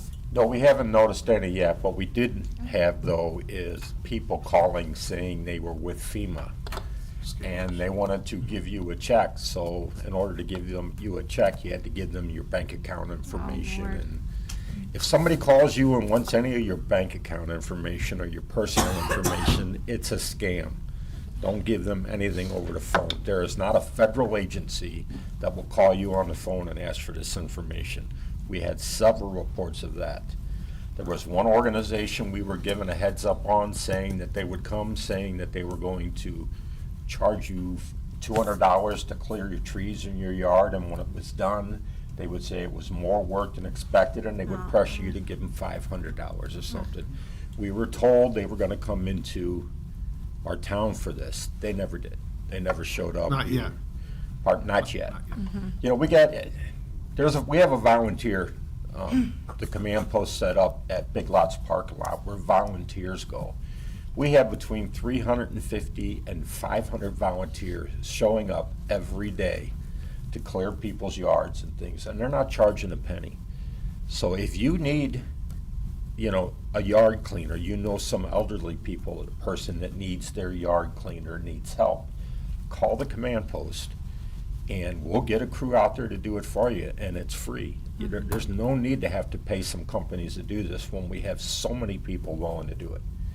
They're gonna cut it, they're gonna put it in the front of your house. It may take a few weeks for us to get it. There's a lot of stuff to pick up here, but at least it will get picked up. You're not gonna get charged for it to get picked up either. You got a pickup truck full of stuff and you wanna take it to the dump, they'll give you a voucher to take it there for free. This should not cost anybody anything outside of getting your house repaired, and hopefully you get insurance that's gonna take care of that for you. So Chief, while you're up here, have you heard anything about people trying to take generators? No, I have not. Okay. We have, one of the things that we've done with this is we've put on what we call power shifts. We got them working from 10 o'clock at night till, I think, 3 o'clock in the morning, and then we have another shifts come in at 3 o'clock in the morning, and their only job is to patrol the areas that have been hit to make sure that we're not having any problems with looters or things like people stealing generators. I would recommend, though, if you have a generator, throw a chain around it if it's outside, and throw a chain around a tree or something in your yard, because I could see them being stolen. Right. But we haven't got any reports of it yet. Okay. Have you seen any reports of people stealing anything? We had one burglary report at a business that was looted the night of. I don't know if we've had, minor stealings or anything. We haven't had anything major that I've been informed of. I've been spending a lot of time at the command post. I haven't been at the police department, so I'm not really knowing what's going on day to day. But if something big happens, they let me know. And the only thing that we're really having a lot of is a lot of family disturbances, and it's just because people are so stressed out. We're getting those, a very large amount of those kind of calls. Okay. But as far as theft and things go, we haven't But if had you that see problem. something that's reoccurring like that, you'll put it out. Oh, yes. So people can. keep And an I eye. always say, if you see something, call us. If you see somebody messing around a generator at 1 o'clock in the morning, even if you think that might be the homeowner, but you're not sure, call us. We'll go there. If it's the homeowner, he should be thankful that somebody's watching out for him. So if you see something and it doesn't look right, call us. That's what we're here for. And like I said, I've got extra people right now working just to make sure things like that don't happen. Okay. Sounds good. Thank you. Thank you. Thank you, Chief. So Chief, that command post, you said was the one at Big Lots, correct? That's the volunteer command That's post. the volunteer one. Yeah, the actual command post for police and fire and everything, it's at the Fire Station number 2 at the Eugene Northern Building. That's where we have. Well, I had a lot of people reach out asking where do we send people that want to help? And the Big Lots one was kind of the one I was hearing. Yes. I don't know if is there a phone number or anything, or just tell them to go there if they want to Send them help? there. The fellow from Pulaski County Emergency Response Unit is there coordinating it, and again, we want to get that logged in, so to speak. Well, my wife and my family were there today, and there were small things like that are kind of helpful to know. Like, I had a small trailer that I was able to bring, and that was a big deal to them. So they're like, go get your So trailer. again, so I was going to ask some of that, what's good to know? Yeah, Well, so we here, have- hold on, just in the essence of time. All good questions for Wednesday. Come with all of those on Wednesday. Got it. And we've asked staff to kind of assess what they've gotten in the last couple of days so they can come as well, so. Just to answer that, I had officers today. I had some of my officers, and the county had some of their officers, and we're putting pamphlets on everybody's door that has all the information you could ever need, as far as phone numbers, where to get help, where to ask for help, and what to do if you want to help. Yeah, Chief, bring some on Wednesday, so I council will. people could, some of them are Yeah, gonna be yeah. out campaigning, they could use that to help Okay, distribute them. I will. Thanks, Chief. Thank you, Chief. Any other council comments? I was just gonna say on Wednesday, we'll also go over why the importance to register through the command center and that stuff too, right? The what? The importance of registering with the command center. Yeah, so I'm gonna ask We can go over Stephanie that to give then. us not say financial impact, but kind of a financial assessment and what it means as far as what we could be reimbursed. Right, with the match. Yeah, so that's pretty much for council's benefit, because you obviously are responsible for the dollars and cents and the budgets. But kind of an off-take on that is, will show why we want to keep logging these things in. And if you've already been out volunteering, it'd be great to backtrack and go to Hobby Lobby and let them know that, so we can keep track of all that too, as well. Do they backtrack, John? Do you know? They would. Or they say they yeah. are? Okay. Yeah. They will? They need a statement as to, where you were and what they were doing, but Okay. if they can get enough data, they'll use it. All right. Jeff's waving his finger too. We can't avoid this topic tonight. Sorry. Hey, we can cancel Wednesday meeting. So this isn't about Wednesday. I mean, I'll have a lot of data, a lot of information on Wednesday. I do have to put this out now, though. So we've issued a no burn in Rolla until further notice. Tomorrow, we get back into extreme fire danger weather, and we will be called out a lot. Even if we didn't have bad weather, there's debris everywhere. Could you imagine if everybody was burning? The city would be on fire. So put that out there to everybody, no burning. The other is electric is starting to come back onto houses now. My team right now is getting ready, they just brought a structure fire under control. So the power got put back onto the house. I don't know what started the fire, but there was because I'm here. I want to be there, to be honest with you, but here we are. So in the back bedroom is where the smoke started in the house. So what I'd like to tell people is make sure everything is turned off in your house before the power is put back on. You can turn the main breaker off, but still make sure everything is turned off in the house, all the individual items, because when the power comes back on, if everything is turned on, you have this big surge in your house, and it could cause problems. I'm not saying that's what caused this, but it could. The reason you turn everything off individually, though, and not just the main power, is when you turn the main power back on, you have a surge again. So make sure everything's turned off. As the power comes on, you're home, you can turn everything on and make sure you don't have anything that's going to smoke or cause a problem. So hopefully you can get it called in quick before we end up with a working structure fire like we had tonight. Again, I don't know the cause, but I know how we can prevent the cause. So. Generators. Do not run generators inside your house. So we unfortunately had a death in the area because the gentleman was running the generator inside the house. Carbon monoxide will kill you. If you're going to charge your phone in your car, make sure it's out of your garage and the door isn't down, because luckily somebody didn't get killed, but could have very well. It was a call that we ran to. Another is if your generator is in the garage and you only crack the door open that far, you're going to get CO poisoning. So generators should be ran no less than 6 feet away from a combustible item.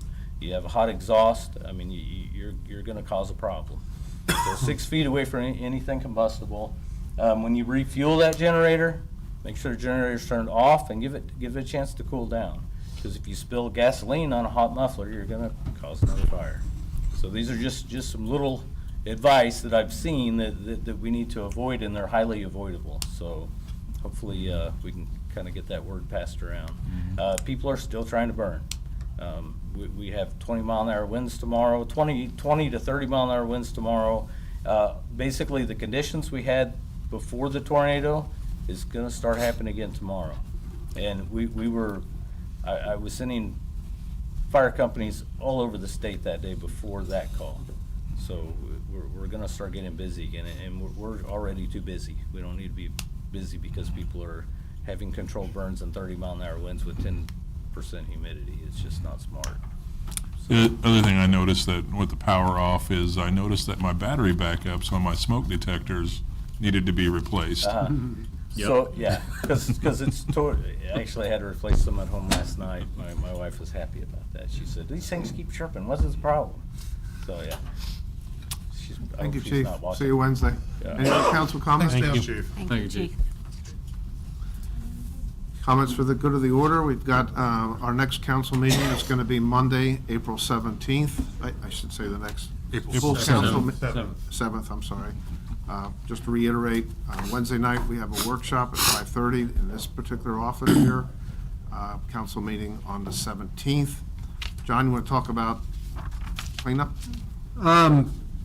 You know, we actually published this before the tornado hit, and we've been debating the last couple of days what to do with that. We talked about canceling it, put it off till fall, but there's people already not affected by the tornado. They've been putting things out at the curb anyway. So we're sort of scratching our head what to do with this yet. So maybe by Wednesday, we'll be able to get into a little deeper conversation about it.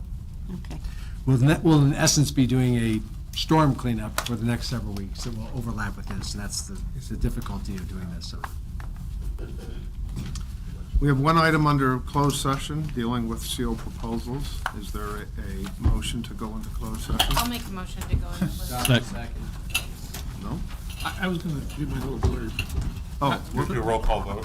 well, hold on. Yeah. Mason got a blurb. Is that like a burp, or what is that? It's like a blurb.